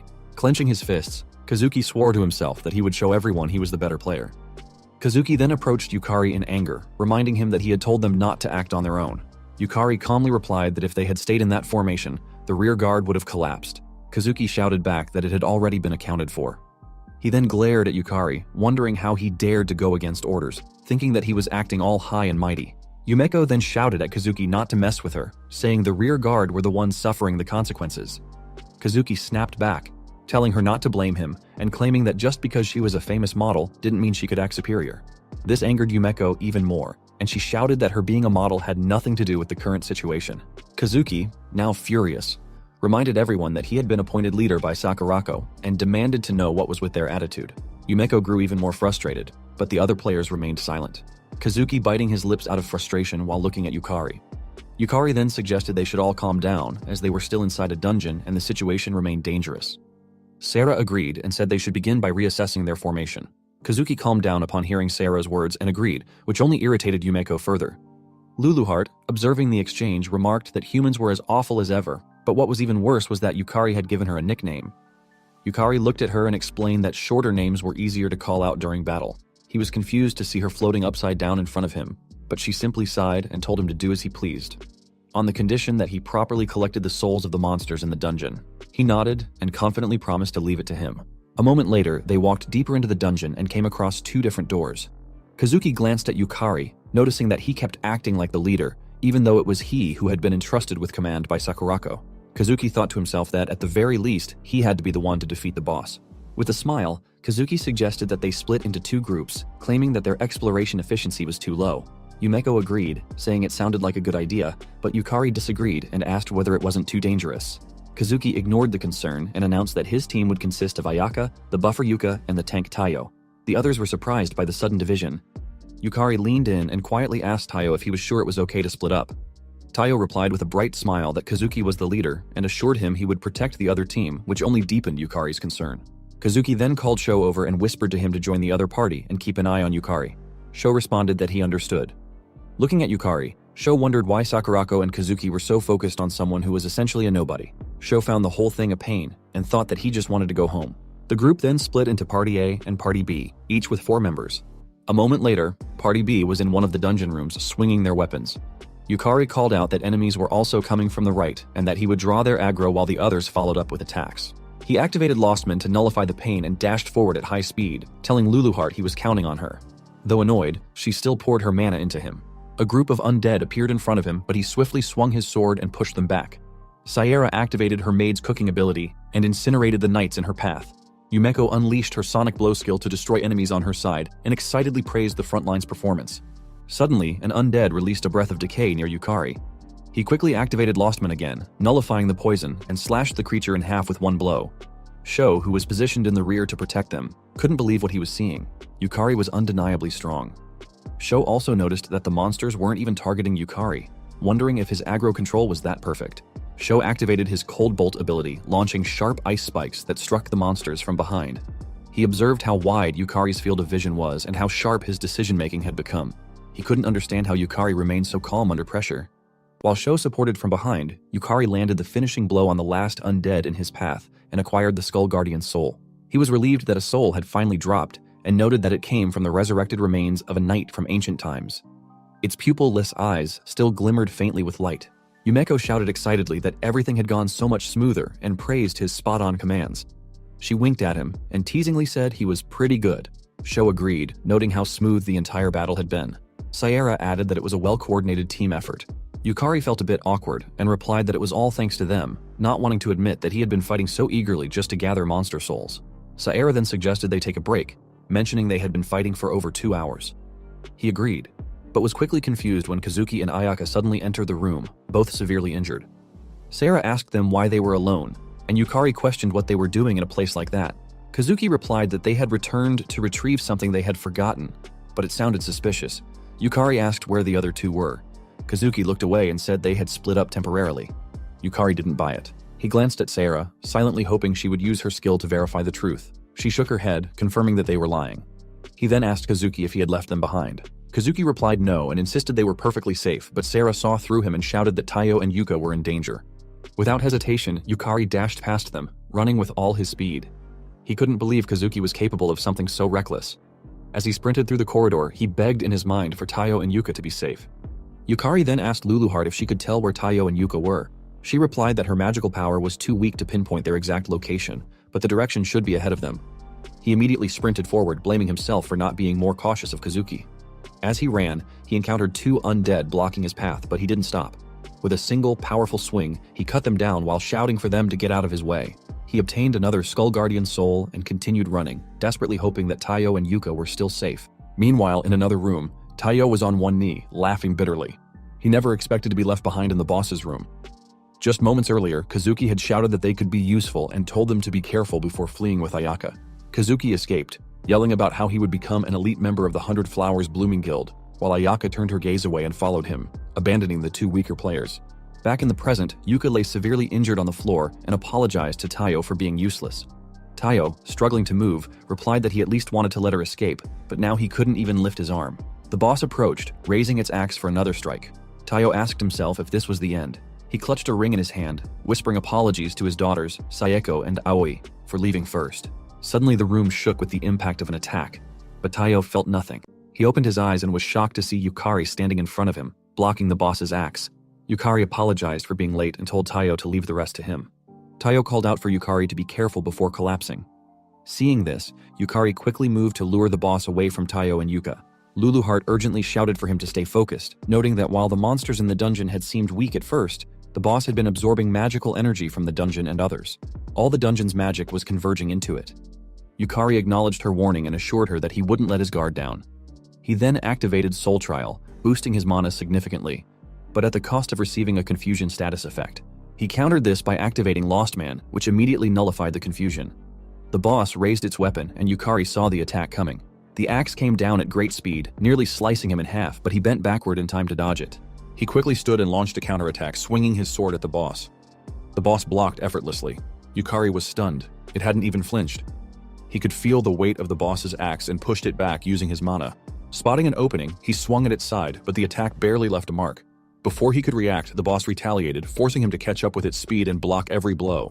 He was shocked. His direct hits were doing nothing. Yukari realized the difference in their stats was far too great. At this rate, he couldn't do any real damage. He enhanced his mana to level 2 using Soul Trial, receiving Fear level 2 in exchange. Once again, Lostman activated and erased the fear. He dashed toward the boss, swinging with stronger mana. Watching from above, Luluheart noted how convenient Lostman was. The mental debuffs, the main drawback of Soul Trial, were completely nullified by Yukari's skill. He was literally losing the associated emotions to bypass the cost. Yukari kept attacking, driven by the desire for more mana. He activated Soul Trial again, raising his mana to level 3, which gave him Anxiety level 3. Lostman triggered and erased the anxiety. As he tried to land a clean blow, he finally managed to crack the boss's axe slightly. That small victory filled him with hope. He knew it was working. He pressed closer and launched more attacks, convinced that if he kept increasing his mana enhancement level, he could win. He activated Soul Trial again, raising his mana to level 4. This time he received Deadly Sin Sloth level 4. Lostman once more erased the effect, but as he prepared to activate it again, he suddenly froze. A strange feeling ran through his body. The system issued a warning. His proof of humanity was rapidly decreasing. Dizziness overtook him. Luluheart was horrified as she watched. The boss swung its axe down, hitting Yukari square in the abdomen and launching him into the wall. He slammed to the ground, unable to move. Luluheart cried out his name in panic. She flew down to him and informed him that Lostman was a skill that consumed him. At that moment, he had lost too many of the elements that made him who he was, all just to negate the demerits of Soul Trial. He weakly asked what was wrong and why she looked so desperate. His vision blurred as she explained that if he continued down this path, he wouldn't just fail to overcome the Soul Trial, he would cease to exist entirely. Luluheart realized her voice was no longer reaching him. She knew that if this continued, Yukari would be forced into undergoing the true Soul Trial, and if he ended up respawning, the psychological damage would be irreparable. There was no other choice. Closing her eyes, she cast a magic circle. As it activated, the boss paused in shock at her appearance. She calmly told it to be grateful. It was a special event. With a fierce smile, she declared that she would personally take on its challenge. Then she looked back at Yukari and urged him to overcome the soul trial, at least for now. A moment later, Yukari fell into a deep sleep and began to dream. In the dream, he saw the doctor who once told him he was skillless and couldn't enter dungeons. He saw the players who had bullied him, calling him useless. He heard his coworker's voice, reminding him that he was nothing. He saw the older Sayera, worriedly advising him to just run away. Then he heard Kay, calling him weak, the reason he had died. Yukari awoke, recognizing these as the worst of his memories. He then noticed his surroundings and wondered where he was. A copy of himself appeared from behind and replied that this was the soul trial. Shocked to see a duplicate of himself, he questioned whether he was hallucinating. He asked the copy if the soul trial was related to the Soul Eater ability. The copy confirmed it, stating that it was one of Demon Lord Luluheart's abilities. It explained that the true ability of the soul trial was to forcibly amplify one's desires, thereby increasing both soul and magical power. However, Yukari had been neglecting it too much due to the lost man's skill. Thus, he now had to confront it. The copy then grabbed him by the shirt, telling him almost creepily that he had to face the emotions he had lost and confront his own value. It accused him of being empty, shouting that he had nothing, that he would keep losing everything, and that he knew it deep down. It insisted that Yukari hadn't changed, couldn't change, and would never change. Meanwhile, back in the boss room, the monster swung its weapon and attempted to smash Luluheart to pieces. She narrowly avoided the strike by leaping away, but the force still slammed her against the wall. Struggling to her feet, she admitted to herself that she had anticipated this, but couldn't believe she didn't stand a chance, even against such a minor monster in her weakened state. It was beyond frustrating. She forced herself upright and glanced toward Yukari's soulless body. She couldn't afford to show weakness. This was all she could do for him now. As the boss raised its axe again, she slid under the swing and teasingly called out that she was the target. She was confident that Yukari would prove the value of his soul and overcome the soul trial. Back inside the true soul trial, Yukari asked his copy if proving one's value was really what it all came down to. Laughing as he spoke, he surprised his copy. He then admitted that maybe his life had been wrong all along, and maybe he would continue to lose everything. But even so, it was because of that life that he had met Luluheart. That frustrating result, the moment he could only run with her, the times he tried his best not to die just to save her, they were all a part of it. He gathered mana in his hand and declared that he may have nothing within him, and his life may be flawed, but his choices were not wrong. He thrust his hand into his copy, swearing that he would stop the dungeon break and save the world. His copy screamed in pain as Yukari poured mana into it, reactivating the Lostman skill. The copy dissolved into water and vanished. The system displayed that the loss of pain, poison, confusion, fear, anxiety, and laziness continued. His proof of existence had dropped below a critical threshold, meaning he had regained his human presence. The soul trial space around him began to crack. The older version of Luluheart appeared and remarked that he was riding a one-way ticket and called him Lostman. Yukari replied that he would accompany her. They were partners in fate. He reached out and took her hand. As their hands met, the system displayed that Luluheart's magical essence was being supplied to him. His lacking existence was reconstructed using her power, and his proof of existence was stabilized. In exchange, Luluheart's own proof of existence decreased. The entire soul trial space shattered, and Yukari was freed. Back in the boss room, Luluheart was still facing the monster. When it swung its axe at her again, someone blocked the blow. She smiled, saying she had kept him waiting long enough. Yukari had returned, pushing himself to block the boss's attack. He apologized for the delay and told her to leave the rest to him. She called him Lostman and asked if he had made his decision. As he slashed his sword at the boss, he replied that there was only one answer. She was confused by his response but smiled and said she was curious. For now, though, they needed to deal with the boss. The monster, enraged, charged at them again, swinging its axe. Yukari dodged effortlessly, recognizing the repeated attack pattern. He furiously slashed at its side, asking if it really thought he would just keep taking those hits. The boss was stunned when its armor cracked. Yukari calmly informed Luluheart that his soul trial magic power had increased to level 5. Luluheart responded that the cost was great, but the effect was tremendous. Yukari simply agreed, then shouted that it was time for the counterattack. He then swung his sword at the boss with great force, but the boss blocked the attack. Yet he didn't stop. He continued swinging, pressing forward with relentless strikes while the boss struggled to block them. Spotting an opening, he successfully severed the boss's arm, making it scream in pain and grow even more enraged. The boss then dashed toward him at high speed, which shocked him. He immediately activated Lostman, nullifying his fear. As the axe was about to hit his head, he bent backward just in time to avoid the blow. Turning swiftly, he channeled mana into his leg and kicked the boss, launching it backward. He smiled, grateful that he had taken that kick from Sayera during their mock battle. It had prepared him for this. Suddenly, the boss released a surge of powerful aura and raised its axe again, shocking him. It then summoned a mass of undead, revealing it still had a trump card. Luluheart, unbothered, teasingly called out to the undead, referring to them as small fries while releasing her mana to attract their attention. He was surprised by her action, but she simply told him that the boss's mana was nearly depleted and that he should get ready. He nodded in acknowledgement. Raising his hand toward the boss, he declared that summoning wasn't its exclusive privilege. He activated Soul Command and summoned both the Armor Knight Soul and Skull Guardian Soul, commanding them to assist Luluheart in dealing with the undead while he charged at the boss. Their swords clashed in the center of the room as he attacked again. Luluheart stopped releasing her mana and told the undead that their time was up. One of them attempted to strike her, but she vanished. From the corner of his eye, he saw his summons battling the undead and realized that Luluheart had fought just as hard as he had. There was no way he could afford to lose. As their weapons clash again, the boss's axe cracks. Luluheart shouted for him to win, which gave him a surge of confidence. With one final push, he slashed through both the boss and its weapon, cutting it in half. A moment later, Sierra and the others arrived at the room. Sierra rushed to him, asking if he was all right. Lying on the ground, he weakly called out to them. Yumeko and Sho couldn't believe what they were seeing and asked if he had really defeated the boss alone. Sierra, however, was only concerned about his battered condition. He asked her to help rescue Tayo and Yuka, saying they should have collapsed over in the corner. She nodded and told him to leave it to her. But before she could move, Kazuki interrupted, stating that it wouldn't be necessary and ordered everyone not to move. Ayaka suddenly grabbed Yuka and held a knife to her neck. Kazuki warned them that Yuka's life was now in his hands. Everyone was shocked. He demanded to know why Kazuki would do something like this. Kazuki, his mana surging, screamed that it was because of him. He shouted that if only Yukari weren't there, he wouldn't have been pushed this far, and that proving he was better than him would make everything better. Sarah tried to reason with him, telling him to stop the foolishness while there was still time. Kazuki replied that the time she spoke of had already passed. He had crossed the point of no return. He then asked if she knew the terrifying power of Sakurako, their guildmaster. Sierra assured him that she would speak with her sister herself, but Kazuki scoffed and asked if she truly believed Sakurako would ever forgive failure. Sierra couldn't respond. She knew the truth. Kazuki then pointed at Yukari and challenged him to a one-on-one fight. Yumeko shouted that Yukari wasn't in any condition to fight, but Yukari accepted the challenge. Sho approached, worried, telling him that it was insane in his state. Yukari thanked Sho for his concern, but stood up and said it had to be him. Kazuki, furious, charged at him, shouting that he would kill him.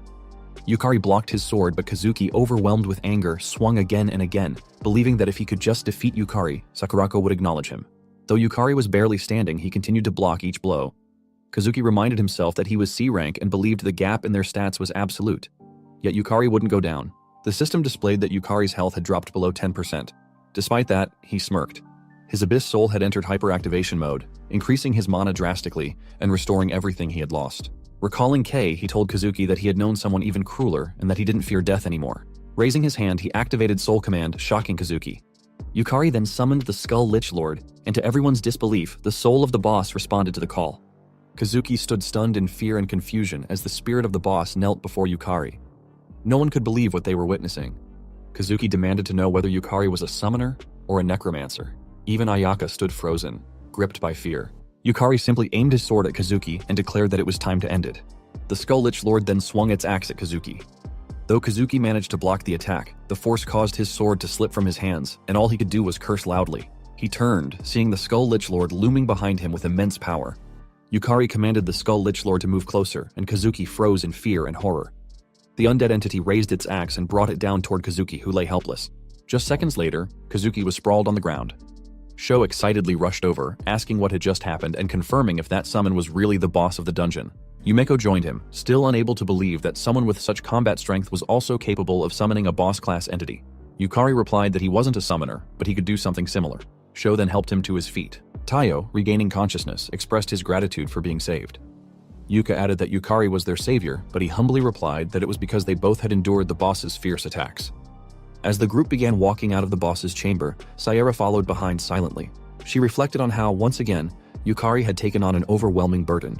She wished he would take better care of himself. Yet, knowing she lacked the strength to stand beside him, she felt she had no right to say anything. Watching him talk casually with Sho, she felt a strong determination rise within her. She must become stronger. Meanwhile, Luluheart watched Ayaka, who was now helping the collapsed Kazuki, and smirked knowingly. The next day, at the Japan Player Association's Shinjuku branch, an employee informed Yukari that all procedures for his promotion to D rank were now complete. He thanked her for her assistance, but the lady noted that he didn't seem very happy about it, which surprised and confused him. She went on to explain that reaching D rank was considered the first real hurdle for a player. It required both solo and team dungeon clears, and it entitled players to government subsidies and tuition exemptions. She remarked that he should be more excited. Yukari responded by asking if she believed a D-rank player could clear an S-rank dungeon. Puzzled by the question, she replied honestly that it would be impossible. He simply stated that that was the reason. He had to become stronger than even S-rank players. Luluheart, proudly floating beside him, nodded in agreement. The lady, understanding his ambition, acknowledged that for him, D-rank was just a passing point. She wasn't sure whether he was joking or being serious, but then smiled, saying that if anyone could do it, maybe it really was him. She told him she looked forward to the day he stood at the top of the world. A moment later, as Yukari stepped outside the association building, someone called out to him. A man approached, asking if he was Kanzaki Yukari. Confused, Yukari confirmed his identity. The man lit up with excitement and handed him a business card, identifying himself as Makoto Fujita, the recruitment manager for the Sakuraryu Guild. Before Fujita could say more, another man rushed forward and shoved him aside, shouting that they had their eyes on Yukari first. Yet another man pushed them both away, yelling that the Kansai Guild Union had been first. Yukari, bewildered, asked why they even knew who he was.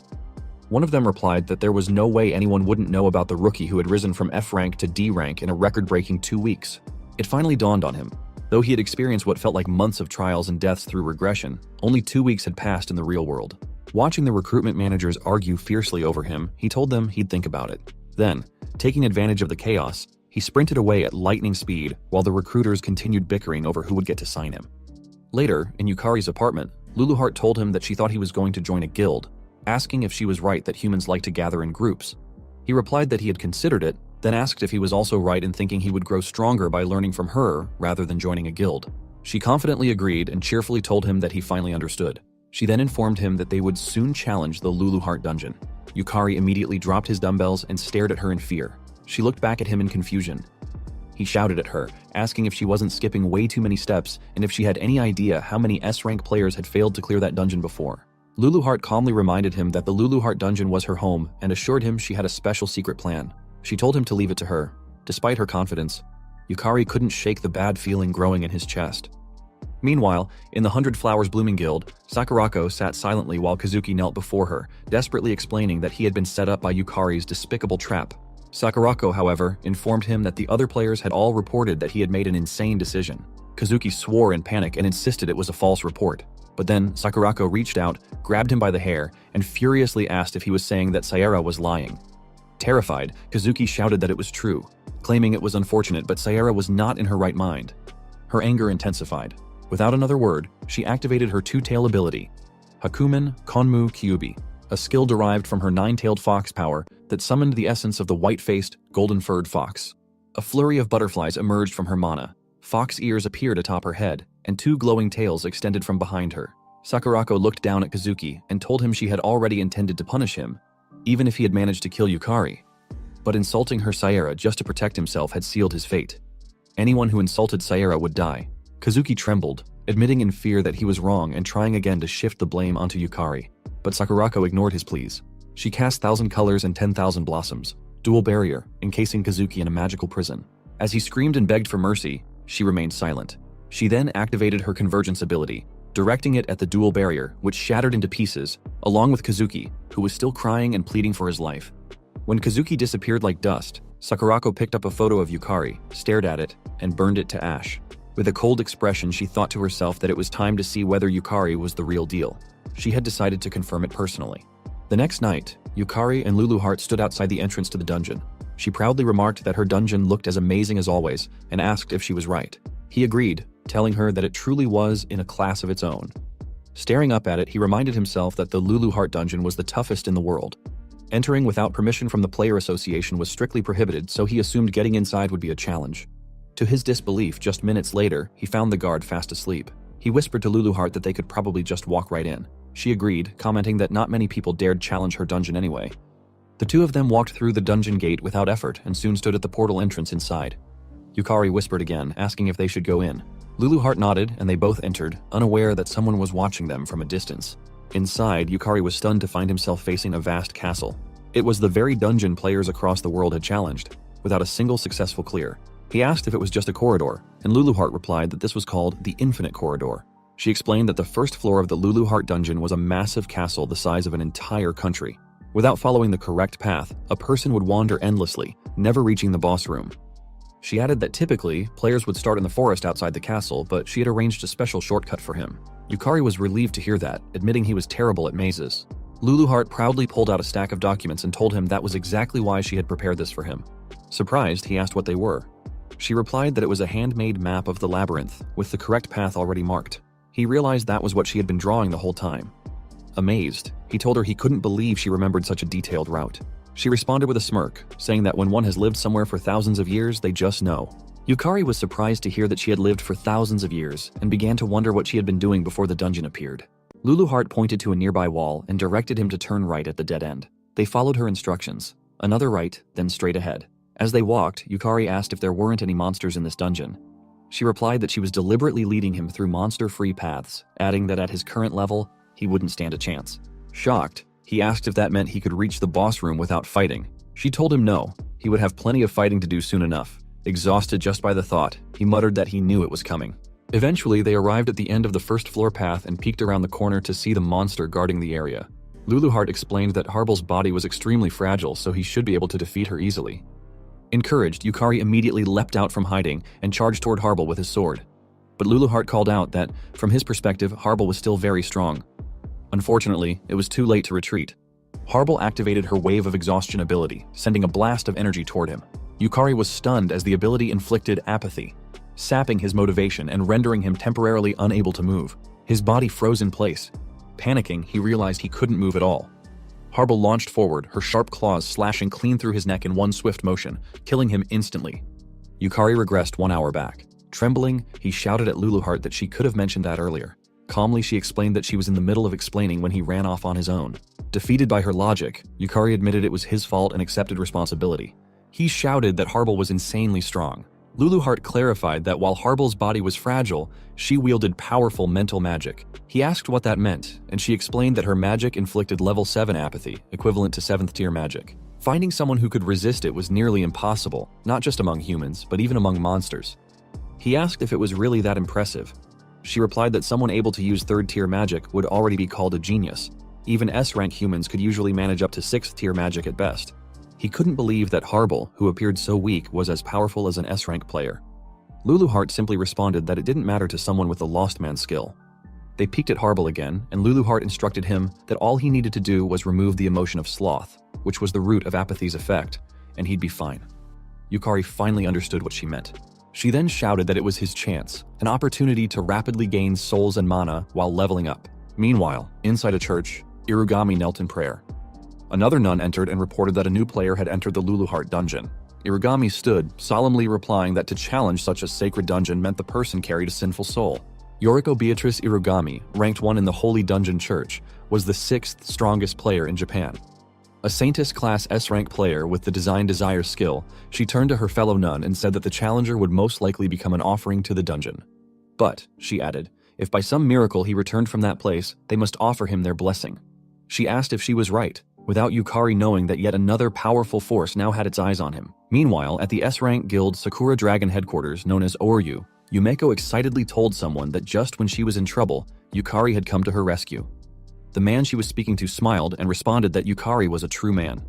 Senzaki Kira, an S-rank player ranked 15th in Japan with the Martial God class and Phoenix skill, and a member of the Sakura Dragon Guild, told Yumeko that he liked this Kanzaki Yukari.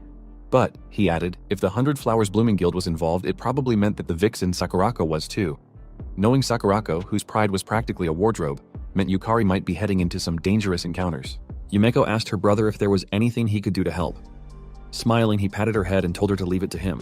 He swore that he would train Yukari thoroughly, after beating him to a pulp.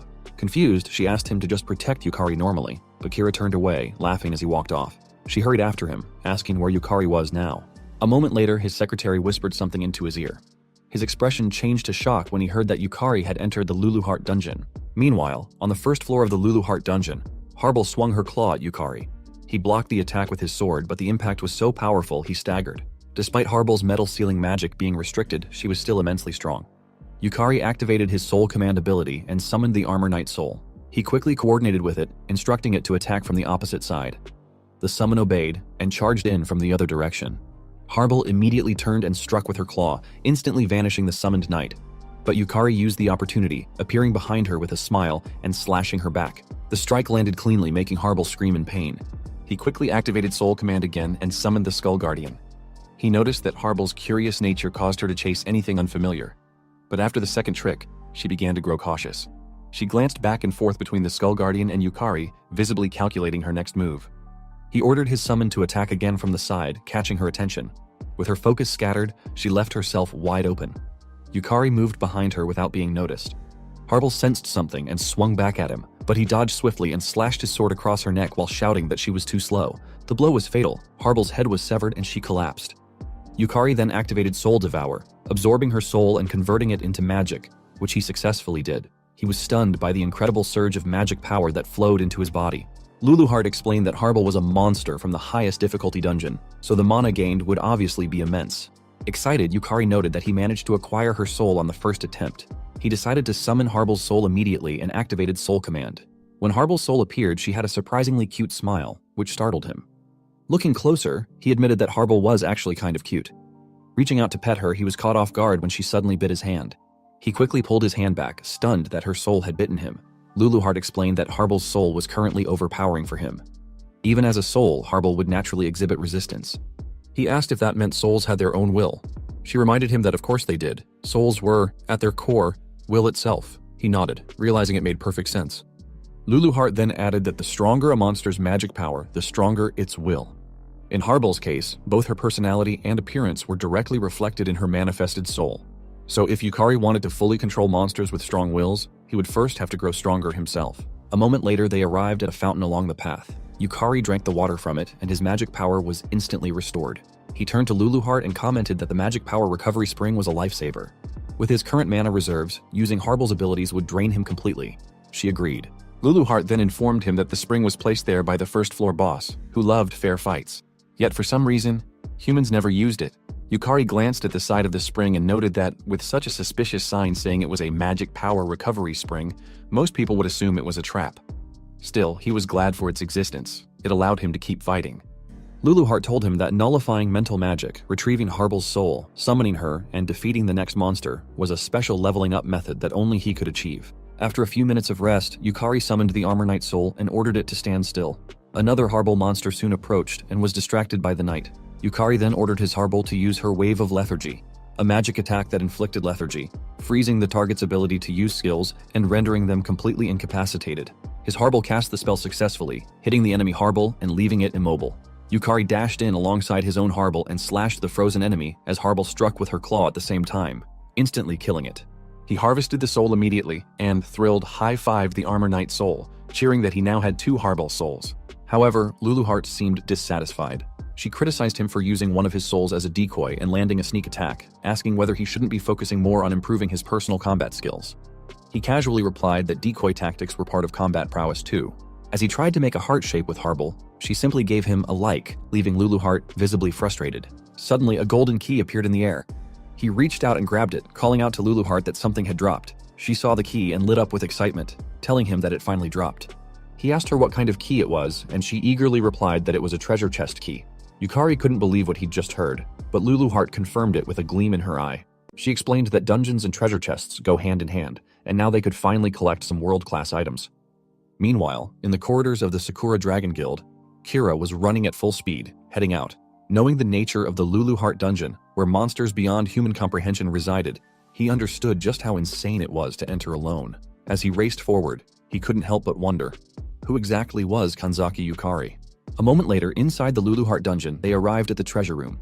Luluheart instructed him to open the screen in front of them. He carefully examined it for a moment before activating it. What appeared before him was a luxurious chamber gleaming with gold. He stared in awe, his body trembling as he approached a golden sword, overwhelmed by the number of powerful-looking weapons. Luluheart proudly agreed with his reaction, but quickly warned him that if anyone other than the rightful owner touched any of the weapons, a trap would activate. Horrified, he froze. His hand had been just an inch away from the golden sword. She continued, telling him that while her treasure vault was magnificent and she understood his excitement, their objective was something else. She then walked toward 2 treasure chests placed at the side of the room. Pointing to one, she told him she believed that was the one. However, she warned him sternly not to touch the treasure chest on the right. If he did, the mimic would awaken. He froze in place again. He nervously opened the chest she indicated and asked her if it was really okay. To his shock, the first item that emerged was the Last Elixir, an S-class rarity item that fully restored health and mana, cured all status ailments and diseases, and temporarily increased both maximum health and mana points. He couldn't believe what he was seeing and shouted, asking Luluheart if she was really sure he could take it and if she wasn't planning to come back later and demand it back. She simply asked him what kind of person he took her for. She urged him to continue. The next item was the Mana Diminual Ring, a world-class artifact, a rune-engraved ring that increased maximum mana capacity by 1.5 times.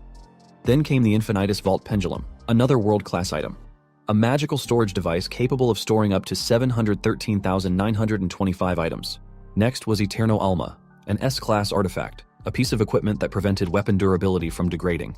As long as it was equipped, any weapon would retain its form even after the most grueling battles. After that came the Ring della Lingua, a world-class ring that enabled communication across all human languages.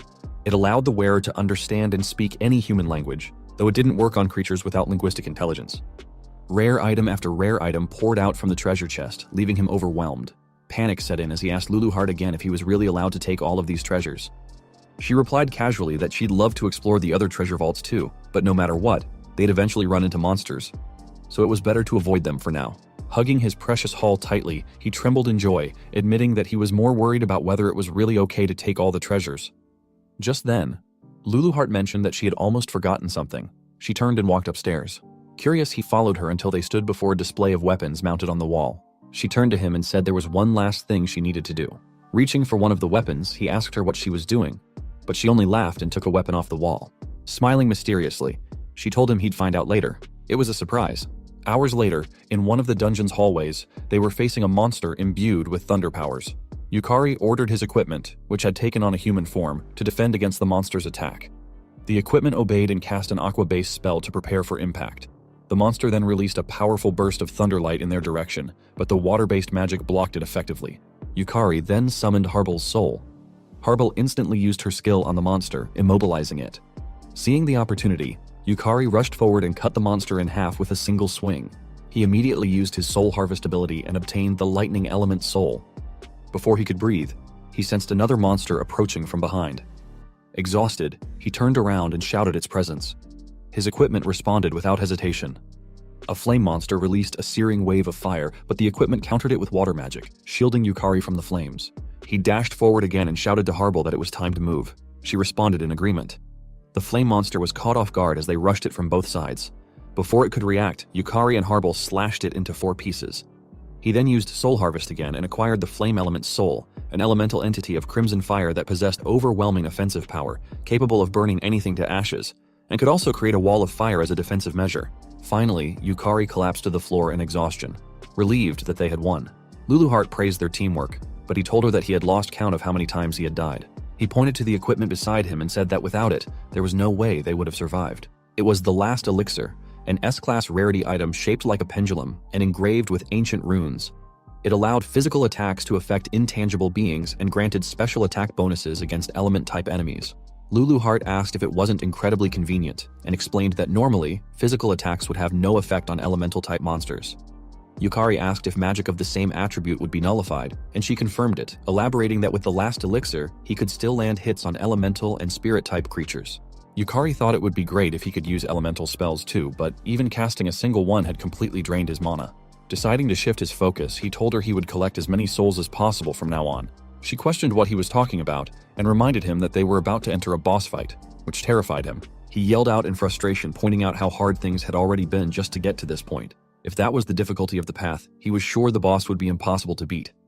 At the very least, they should level up before continuing, because without ranking up, he couldn't even unlock additional class abilities. Luluheart remained silent for a moment. Then she explained seriously that the demon lord who ruled the dungeon, the one they were trying to defeat, was on an entirely different level from any monster they had encountered so far. It possessed absurd strength, terrifying power, and a nightmare-inducing fighting style that could break a person with sheer impossibility. To defeat it, he needed real experience that couldn't be borrowed or faked. And while she couldn't fight in his place, she could at least prepare him for the battle. She reminded him that up until now, he had obtained more items than he could even carry and absorbed an incredible number of powerful souls. Then she admitted that this was the extent of what she could offer. The rest would be up to him. He was the one who had to save the world. Looking straight into his eyes, she tells him that it was he who needed to push back against the overwhelming absurdity threatening their world. It would have to be him who thought for himself, fought against impossible odds, overcame adversity and seized victory because he had to become someone who could. Her words left him speechless.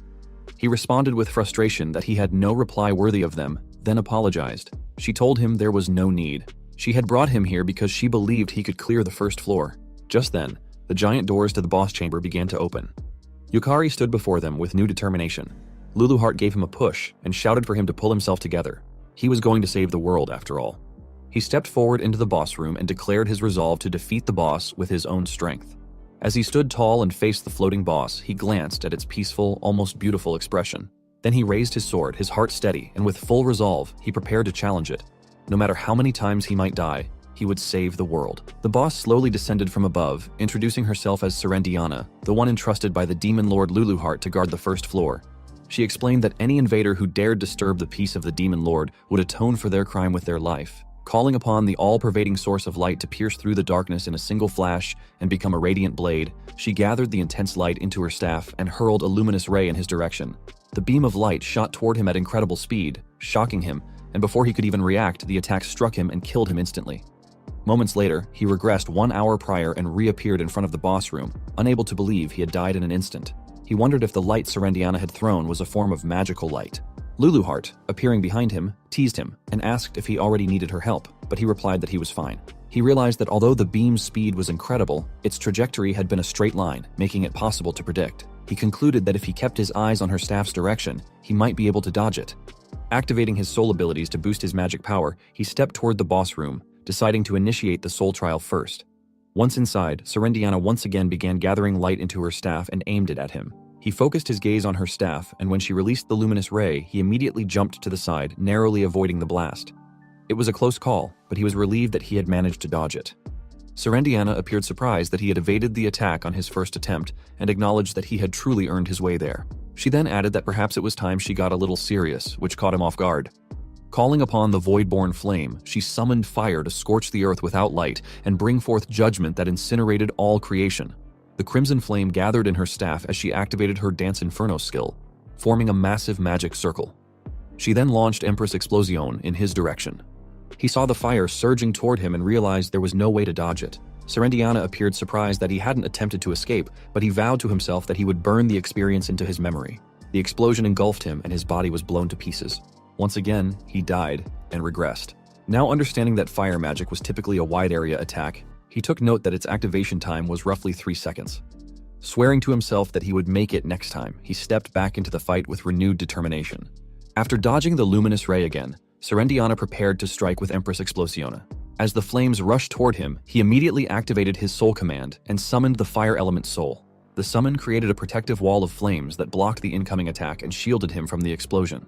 Serendiana, observing that he had survived, calmly noted that it was an interesting tactic. She recognized that the fire element he had summoned was born as a natural elemental and therefore possessed the innate ability to nullify magic of the same attribute. She acknowledged that he had used this property to cut through her magic. While she explained, he was barely staying upright, his body strained and mana nearly depleted. A light then emerged from Serendiana's forehead as she pointed out that he had full control over the surrounding magical energy, but his mana reserves were clearly exhausted, rendering him no match for her. Flames burst out around her as she told him he should have used his summon more efficiently. He knew the fire would consume him, but he still managed to express gratitude for her advice. Moments later, he was burned alive and died once more. He knew that at the moment, he didn't have enough mana to keep summoning high-rank elementals, so his timing had to be precise. For just an instant, he had perfectly read Serendiana's attack pattern and summoned the elemental only at the precise moment when the spell was unleashed. He reminded himself that until he could reach Serendiana, he had to keep hitting that perfect timing. He then died 3 more times before realizing that he still couldn't catch up to Serendiana, though he told himself that he only needed a little more time to analyze her. When she released a powerful wind spell, he was killed again. After dying 4 more times, he began to notice that Serendiana's spell selection speed was even slower than summoning an elemental. He then pushed himself to avoid her lightning spells, knowing that he had to predict the next element and summon the correct elemental in response. Otherwise, he would have no chance of winning. 6 more deaths followed before he attempted summoning Harble, only to realize her mental magic had no effect either. He was killed repeatedly after that, especially when Serendiana attacked with dark magic. He ran for his life while noticing that her long-range spells had homing properties and no elemental could block them. Accepting his fate, he died again and again. Eventually, he realized that whenever Serendiana fixed her gaze on him, it signaled a guaranteed water-type spell. He trembled from the cold as he was encased in ice and died a few more times. Serendiana then launched another flame explosion, mocking him as a pitiful, helpless lamb, desperately trying to prolong his fleeting life. Despite his repeated deaths, he kept trying to get closer to her. Thoughts of giving up started to creep in, but when he saw Luluhart's gaze, filled with belief in him, he found renewed strength. He rushed toward the stairs, dodging another blast of flame, and shouted in defiance that there was no way he couldn't do it. Though he died again, he managed to inch closer to her, which took Serendiana by surprise. Unfortunately, he perished before reaching her completely. Once again, Serendiana hurled a flame explosion at him and silently observed whether he had survived. Fortunately, he did. He stood proudly at the top of the stairs and declared that he had finally made it that far, right to her feet, and had at last reached her. Serendiana calmly sighed before questioning whether he truly believed that was the extent of her power. She mocked him as truly pitiful. He was stunned when she released a radiant light around her. She asked if he realized that what lay ahead was nothing but sheer despair. She then cast the forbidden magic ninefold silent chant, releasing 5 different elemental powers around her simultaneously. He couldn't believe what he was witnessing. She was casting 5 elements at once. With her staff pointed directly at him, she unleashed all the spells together, intent on reducing his fragile life to dust. Meanwhile, Kira and Yumeko were sprinting down the street. Yumeko asked Kira if the Luluheart dungeon was really that dangerous, but Kira simply asked her if she remembered the large-scale raid incident at Luluheart dungeon. She replied yes, and asked if she was right in thinking he had participated in it. She mentioned she had been working as a model back then, so she didn't know the details, but recalled that it was the one where the raid had failed. He responded that it wasn't just a failure, it was a total disaster. He then told her that there had been 6 S ranks and 12 A ranks involved, including both domestic and foreign players, but they were all annihilated. She was stunned to hear that and asked how the raid could have failed with 6 S rank players. He calmly explained that S rank dungeons were special. Each one was like an entire world of its own. Specifically, the Luluheart dungeon begins in an elven forest, where cunning elves and S-rank monsters continuously appear, and the entire forest is a labyrinth. He added that when both their physical and mental limits had been pushed to the edge, a massive castle appeared before them. By that point, their party had been reduced to 1/3 of its original size. She asked him why he didn't retreat, and he simply replied that Sakurako was still inside. She nodded in understanding. He continued, saying that the strongest among them was still standing, and that alone had kept the remaining players going. But by the time they reached the boss room, only 4 remained. Himself, Sakurako, Kagamine Kyoichiro, ranked 12th among S ranks, and Jumoku Kaika, the 19 Oth-ranked S rank and first guildmaster of the Hayaka Senran Guild. Yumeko shouted that it sounded like Japan's All-Stars and asked how it was even possible to lose with that lineup. He replied that, for a while they had thought it was an even fight, but only because Serendiana hadn't gotten serious yet. She had used quintuple chanting and had concealed her ninefold silent chant, which allowed her to control all 5 elements simultaneously. At the same time, in the Luluheart dungeon, after Serendiana unleashed the 5-element magic on him, he was instantly killed. When he revived, he realized that even if he could summon entities capable of wielding one of the 5 elements each, it wouldn't change anything. At best, he could summon 2 at once, but doing so would instantly drain his mana. Luluheart called to him from behind to check on him, but he simply replied that he was fine and they should keep going. He then activated his Lost Man skill, which removed the sensations of panic and anxiety. Luluheart, watching from behind, understood something. Moments later, Serendiana hurled fire magic at him. He used his fire element soul as a shield and moved forward. He noticed he could barely withstand the element, and when she struck again with a different magic, he was killed instantly. He kept trying to approach her, only to be killed repeatedly. Yet he believed there had to be a way to break through. After many attempts and deaths, he felt his consciousness begin to fade. He knew his mana would be exhausted before he could even reach her, meaning he had to be more efficient. But then, she cast a water spell that caused him to panic, only for the spell to fly past him. He was shocked. He hadn't expected her to miss. Unfortunately, when he looked ahead, another water spell hit him. He realized too late that it had been a double attack and died. He grew frustrated, unable to break through her 5-element magic. After being killed multiple times, doubt consumed him. He asked himself what he was supposed to do, how he was supposed to win. All he saw was the death panel again and again. Kneeling, he couldn't see a path forward. Clenching his teeth in frustration, he thought that even though Luluheart believed in him, he still couldn't win. In a desperate moment, he chose to use the method Luluheart had warned him not to. He activated Lost Man again, this time removing not only panic and anxiety, but also fear and paranoia, all at once. As expected, without any unnecessary emotion, his thoughts became sharper. He told himself there had to be a reason Luluheart brought him there. She always acted for his sake. He pushed himself to think. There had to be something he was missing. Why had Luluheart made him face such an overwhelming opponent, and why now? Wouldn't it have made more sense to grow stronger first? To train? To gather items or collect souls? He told himself it couldn't be that simple. There had to be more. He admitted that he was weak, and in that moment, an idea snapped into place. All the fighting he had done flashed before his eyes, and he realized something. Luluheart made him fight because he was weak. He thanked her silently for it. Luluheart, winking, just asked what he was talking about. He opened the boss room for what felt like the 100th time and stepped inside, telling Luluheart that he finally understood. He now knew the way to defeat Serendiana. Luluheart told him to show her, the answer he had found through his struggles and suffering. A few minutes later, Serendiana remarked that it was certainly an interesting strategy, as it relied on something every element possessed from the moment of their birth, the ability to neutralize magic of the same attribute.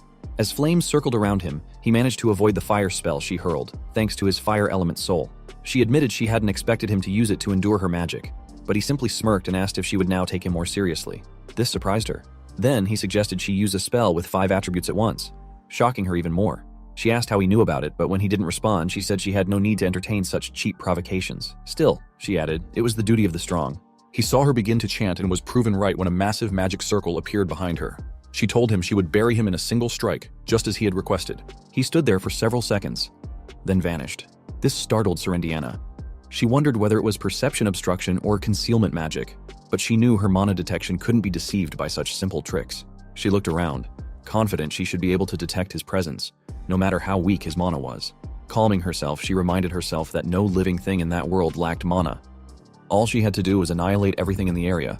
She unleashed her 5-element magic in a wide area attack.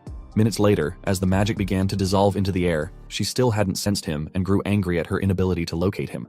Suddenly, she heard the sound of footsteps sprinting and cast magic around her instinctively, still wondering how he had disappeared. What she didn't realize was that he was directly above her, perfectly positioned. He had figured out that Serendiana perceived the world entirely through mana. When he used Lost Man, which eliminated his mana signature, she could no longer perceive him. He raised his sword, knowing that once Lost Man expired, his mana would return. As the system displayed that the skill had ended and his mana was restored, he leapt down and activated his ultimate ability, Soul Absorption, Full Power, Soul Burst. Serendiana turned in shock, unable to believe the magnitude of the mana now emanating from him. She wondered where he could have gotten such overwhelming power. A few hours earlier, he had told Luluheart that, as expected of the most difficult dungeon, the number of souls he had obtained was incredible. He explained that Soul Absorption, which increased his stats and mana upon delivering the final blow, had been extremely useful. But Luluheart reminded him that that was only the beginning. He looked at her in confusion. She then explained that, if the Soul Eater class truly descended from her, the true power of Soul Absorption lay in the storage. Soul Absorption allowed Yukari to store the souls of defeated enemies, functioning like a reservoir. Just like a dam, it could release the stored energy all at once. His final attack was powered by every soul he had ever absorbed, and every life lost in regression. It was a strike containing everything he had. He knew it was an enormous risk, as it would use up all his collected souls. But he shouted at Serendiana, demanding to know how many times she thought he had died. He had observed her spells. He knew the length of her chance. And at this distance, his strike would land, no matter what. Serendiana remained calm, acknowledging that he was a splendid human. But she reminded herself that he wasn't the only one with a trump card. She knew that a magician's greatest weakness was chanting time. Did he really think she hadn't overcome that? She extended her hand into the air and opened her treasure vault, searching for a wand she had stocked, one that allowed casting without chant time. But she was stunned to find it missing. Panic set in. Had her vault been breached? Looking up, she knew she wouldn't make it in time. Yukari gave everything into his final attack, shouting that it would end there as he swung his sword down upon her. She raised a barrier in desperation, but she already knew it wouldn't hold. As expected, the barrier shattered within a second, and his final blow landed, triggering a powerful explosion. At the same time, the system broadcast a global announcement to all players. The first floor of the Rank 1 Luluheart dungeon has been cleared. Sakurako was infuriated. The system then showed the identity of the player who cleared it, and stated that this player had been rewarded with control authority over the first floor, as well as authorization to enter the second floor. The system congratulated all players and wished for the health and blessings of everyone in the world. Meanwhile, inside the Luluheart dungeon, Yukari and Luluheart celebrated in joy.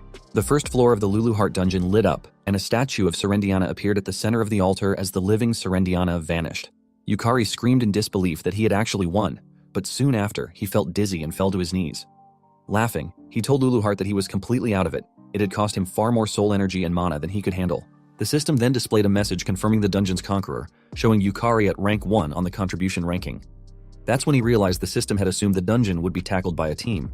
The system then awarded him the Rinten, a world-class grade item known as the Ring of Rotating Magic. It explained that the Rinten nullifies all magic, but after use, it enters a 24-hour cooldown. Immediately after, his Soul Devour skill activated, consuming the soul of Serendai Dianabel Rinswheel, also known as Serendiana, and converting it into mana. He was shocked when he felt a flood of souls pouring into him, but it made sense, given the enormous scale of mana involved. Even though it was overwhelming, he understood what it meant. Once Serendiana's soul was fully devoured, the system began processing his contribution level. However, it encountered an error, informing him that his contribution would be stored until he reached S rank, as contribution ranking updates were not possible for non-S rank players. Surprisingly, he was relieved. Even if someone asked how he cleared it, he couldn't exactly admit he had borrowed the Demon Lord's power. Luluheart then praised him for a job well done, telling him that she hadn't expected him to actually defeat the floor boss of her dungeon. She also informed him that he was the first to do so. He was surprised that she was honestly praising him and thanked her, adding that it was only possible because of her.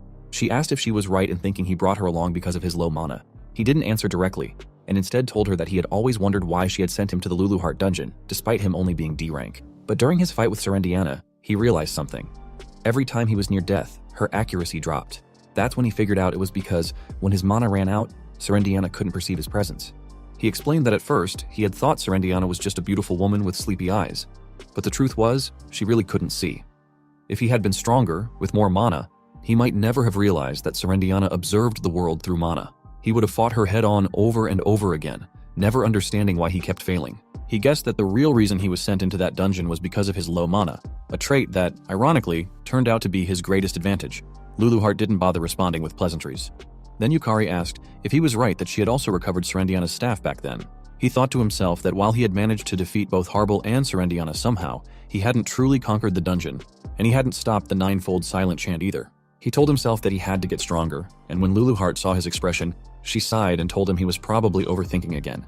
She then reassured him that he was the one who defeated Serendiana.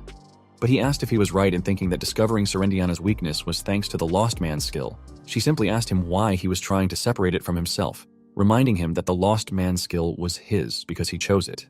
She went on to explain that Serendiana's hidden ability was called Elder Vision, which allowed her to perfectly perceive her enemy's mana and predict their actions. The higher her opponent's mana, the stronger she became, bordering on clairvoyance.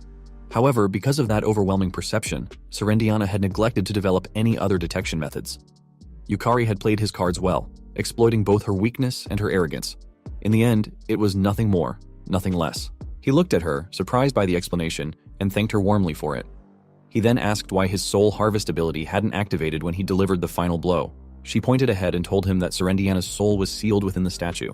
When he looked, he told her there was nothing there. She explained that Serendiana's mana output was so massive, even among floor guardians, that he likely couldn't sense it in his current state. But if he kept improving, soul summoning would eventually become possible. Still, he responded that he couldn't even imagine summoning Serendiana. It had been far too intense. Luluheart then suggested that they come back another day. Even though he had absorbed Serendiana's mana and grown stronger, it had only increased his mana capacity, not replenished it. If he didn't take a break, he would remain completely drained. She then informed him about uncharted areas to explore, soul recovery tasks, and treasure collection opportunities, adding that there was still a lot left to do just on the first floor. He agreed with her and said he was already exhausted. They should just go home and take it easy. A moment later, they exited the Luluheart dungeon and Luluheart disappeared, saying she would update the supplemental map. Yukari stepped out of the dungeon, feeling like his joints were breaking apart. All he wanted was to go home and sleep. But suddenly a knife was pressed against his back. A woman's voice warned him that it was dangerous to walk alone on a moonlit night like this. She then activated her skill, Design Desire, and told her pet that it was time for its meal. Yukari turned his head slightly as he felt a powerful presence behind him and saw a monstrous eye. Before he could react, the monster attacked, sending him to the ground, coughing blood. Dark magic energy wrapped around him, trapping him in place. As pain overwhelmed him, he wondered what had just happened and activated Lost Man to dull the sensation. Irugami then approached him and remarked that the first floor of the Luluheart dungeon had been cleared today, and the only person nearby was him, so she'd like to ask a few questions. Seeing the knife in her hand and the massive monster beside her, he stammered out a question, asking who she was. With a warm smile, she introduced herself and told him to call her sister Yoriko. He struggled to stand and managed to move a little. She was impressed he could still move at all. Then she ordered her pet to attack again. However, it doesn't affect him. She was shocked to see that her Design Desire had been erased, and wondered how a D rank with no mana had done it. What she didn't know was that the Rinton, the boss drop from Serendiana, was still in Yukari's pocket. It had activated, nullifying the magic and saving his life. But Yukari knew it couldn't be used again for another 24 hours, and being restrained meant he couldn't access any other items. Panic set in. He had no mana, no strength left, and no idea what to do. Irugami then confirmed her suspicion. He was dangerous, and said she would now use a little of her true strength. Activating Design Desire again, she ordered her pet to tear off his limbs. The monster lunged with its claws while Irugami coldly said they would make him permanently disabled. But just before the claws reached him, someone appeared, shielding him in time. Sakura greeted Irugami, calling her trash while holding the monster's claw tightly. Sakura then turned to her and asked he was doing to Yukari. He couldn't believe his eyes. Sakura was standing before him. He wondered why Japan's top player had appeared there of all places. Sakura turned to Irugami, calling her a witch, and said she had heard someone had cleared the Lulu Heart dungeon, so she came to take a look. She hadn't expected to run into her there. Irugami responded with a warm smile, saying it was cruel for Sakura to call her a witch, and that she should instead call her sister Yoriko with a bit more affection. Sakura glared at her. She knew exactly who Irugami was, the holder of the Holy Attribute's strongest saintess class, a so-called witch, who in truth governed the mysterious Holy Dungeon Church. Sakura accused her of always being good at hiding her tail, making it so no one would ever guess she was in Japan. But today must be her lucky day, she said, because she finally had the chance to erase her. Irugami, however, smiled sweetly and told Sakura not to bear her hostility so openly. She claimed that she merely revered the dungeons, the monsters, and the one who ruled them all, the Demon King. Irugami added with excitement that it was simply an act of faith. That angered Sakura even more. She told Irugami she didn't care what she believed in, but messing with her guild had been a mistake. Irugami just feigned confusion and replied that she had no idea what Sakura might be referring to. Her only target, she claimed, was Yukari. Irugami then explained that today, the first floor of the Lulu Heart dungeon had been cleared, and Yukari was the key individual responsible. Sakura froze for a second, then asked incredulously if Irugami meant Yukari had cleared the Lulu Heart dungeon's first floor. But then she burst out laughing and told Irugami to say it again. With a smirk, Sakura told her she'd make an exception and let her repeat herself, since it had been ages since she'd laughed that hard. And honestly, Irugami was quite amusing. Irugami chuckled too and asked if, perhaps, she had a hidden talent for making people smile. As the two women exchanged laughs and banter, Yukari sat silently, watching them with a mix of fear and confusion. Sakura's tone then shifted. She smiled coldly and acknowledged that Yukari had defeated Kei and even subdued Kazuki, who was more than 2 ranks above him. But she also knew that the Lulu Heart dungeon wasn't something one could just conquer so easily. Turning back to Irugami, Sakura stated that, as expected, entertaining a witch's delusions was a waste of time. She declared that she would kill Irugami right there and then. Sakura activated her 5-tailed skill and launched her Foxfire Half-Blood ability at Irugami. Calmly, Irugami activated her Albion Veil to defend herself. When the Foxfire struck, it triggered a massive explosion of energy around them, but not a single scratch appeared on Irugami. Irugami turned to Sakura and said she expected her to have that much firepower even without using her full strength. Then she asked if it was really the time to be holding back. Irugami's monster launched its claws at Sakura, but Sakura only smirked. She released a magical shield to block the attack and coldly told Irugami not to get cocky, if that was all the power she had. Irugami then ordered her pet to activate corrosion. Its claw spread corrosion, allowing it to pierce through Sakura's barrier and shatter it completely. However, this only excited Sakura further. She unleashed her Black Flame Butterfly, Half-Blood ability in retaliation. As the floating butterflies landed on the monster's claw, they ignited into powerful black flames, burning the creature to death. Meanwhile, Lulu Heart appeared beside Yukari, telling him that those women possessed an extraordinary amount of magic power. Since he was out of mana and stamina and unable to move, she advised him to simply watch for now, because what he was witnessing was the wall he would one day have to overcome. He nodded in response, understanding fully. It was a battle between S-class entities, and he planned to burn every detail into his memory. Irugami then released her sacred spears, holy lances of light summoned from the sacred castle. Their divine energy was particularly effective against evildoers and mortal beings. She aimed them all at Sakura and launched them simultaneously, saying that people were too obsessed with preserving what they deemed normal. Sakura activated her double barrier ability, blocking the spears trying to pierce her, but Irugami wasn't done. She cast an even stronger magic circle and spoke again, proclaiming that Earth had been chosen as the land of God and that humans should gratefully accept skills, classes, and dungeons as miracles. She hurled more sacred spears, provoking Sakura further. Visibly irritated, Sakura shouted back that Irugami's delusions were all over the place and activated her Thousand Bind Chains, Half-Bloom ability. She declared that she couldn't care less about Irugami's ridiculous beliefs. Her chains wrapped tightly around the incoming spears, and when she gave the order, they constricted and shattered the spears into fragments. Irugami responded by releasing even more powerful magic. Realizing her previous level wouldn't be enough, she deployed her Holy Sword, a radiant blade imbued with divine energy, particularly effective against evil and beings that exist between realms. Without hesitation, she swung down the sword at Sakura. Sakura binds it midair, wrapping the sword tightly. Irugami teased her, asking if she truly believed her 5 tails could restrain such a holy weapon. Sakura acknowledged it as a cheap provocation but said she would play along, just for a bit. She promised to show Irugami the vast difference between their powers. With that, Sakura released her 6 tails and activated Ritual Fox Cry Barrier, Demon Heaven Curse. a technique that filled the area around the battlefield with the curse of the demon fox, rendering any target within its range immobile.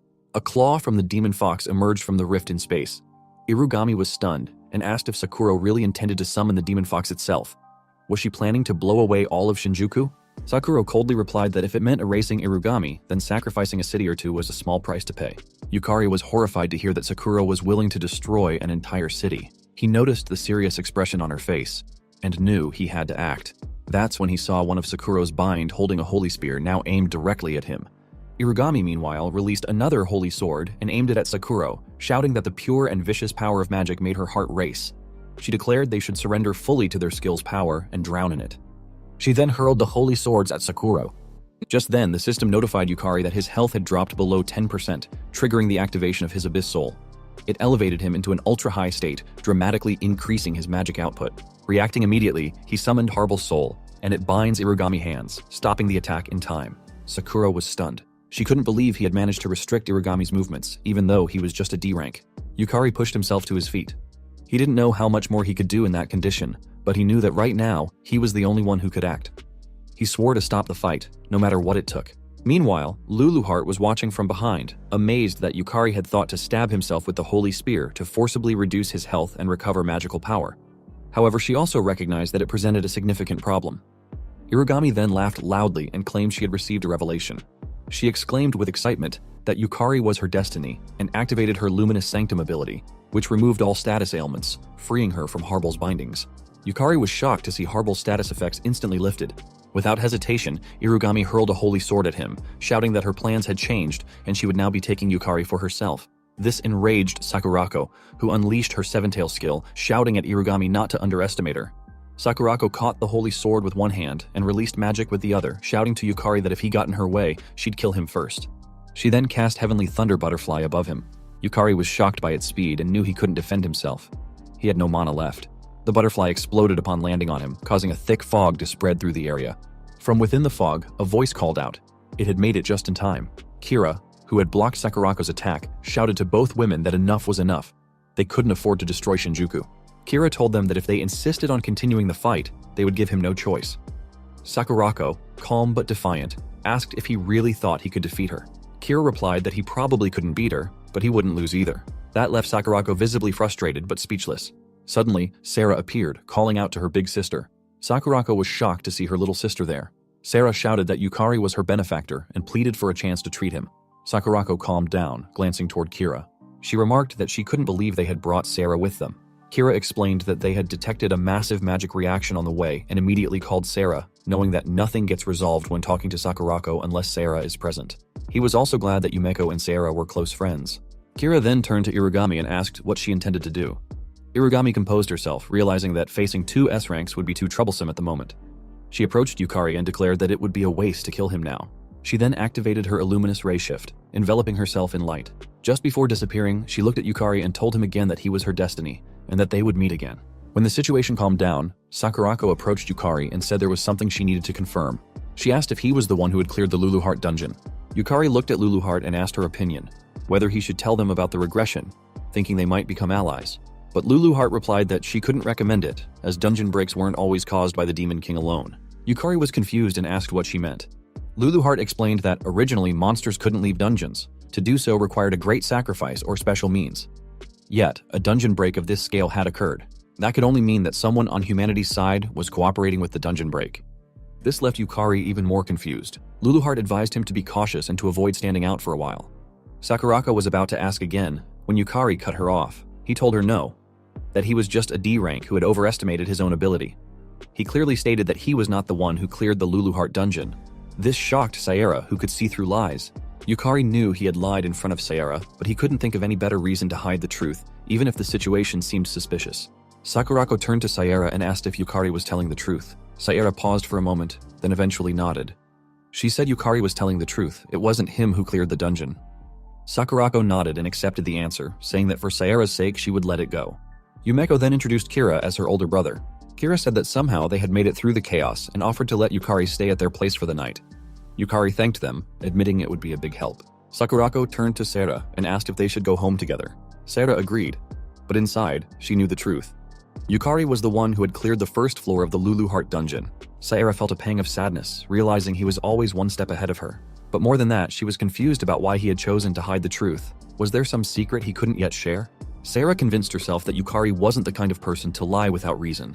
It must mean she wasn't yet someone he could confide in. Resolving herself, she silently vowed to train harder, to become someone Yukari could trust and lean on. That was all there was to it. Meanwhile, in the Holy Dungeon Association, a sister approached Irugami and asked if she was unharmed, and what they should do about Yukari. She told Irugami that with her order, they could eliminate him immediately. Irugami, however, replied that it wouldn't be necessary. She had sensed it. Harble, the entity Yukari summoned, carried the unmistakable magical signature of the Lulu Heart dungeon. That was enough to confirm it. Irugami smiled and told the sister that Yukari was their light, their hope, for dungeons to overtake the world. She then whispered her thanks to her lord, utterly confident that Yukari was the one destined to be her partner. 3 days after clearing the first floor of the Lulu Heart dungeon at the Japan Dungeon Association, Tokyo branch, a female staff member was looking at her tablet and noticed that the news about the first floor of the Lulu Heart dungeon being cleared was everywhere. She couldn't believe a player had actually managed to clear that dungeon. She also noted that a popular online theory claimed Sakurako was the one who cleared it, but she didn't think it was Sakurako. Just then, Yukari approached and politely excused himself, asking if he could request a rank-up procedure. The woman immediately apologized, saying she hadn't noticed him while distracted. He replied it was no problem and informed her that he'd like to confirm his promotion to C rank. The lady was surprised and reminded him that it had only been a week since his D rank promotion. She explained that to be promoted to C rank, one typically needed to clear over 100 dungeons. Yukari understood her reaction. It was common knowledge that while the rank-up mechanism wasn't fully understood, it was believed that defeating monsters and clearing dungeons accumulated contribution points. He glanced at the massive globe-like stone in the room, knowing that touching it would automatically determine whether a player was eligible to rank up. The Player Association managed the system. He assured the lady that it was all right. He had cleared the necessary dungeons.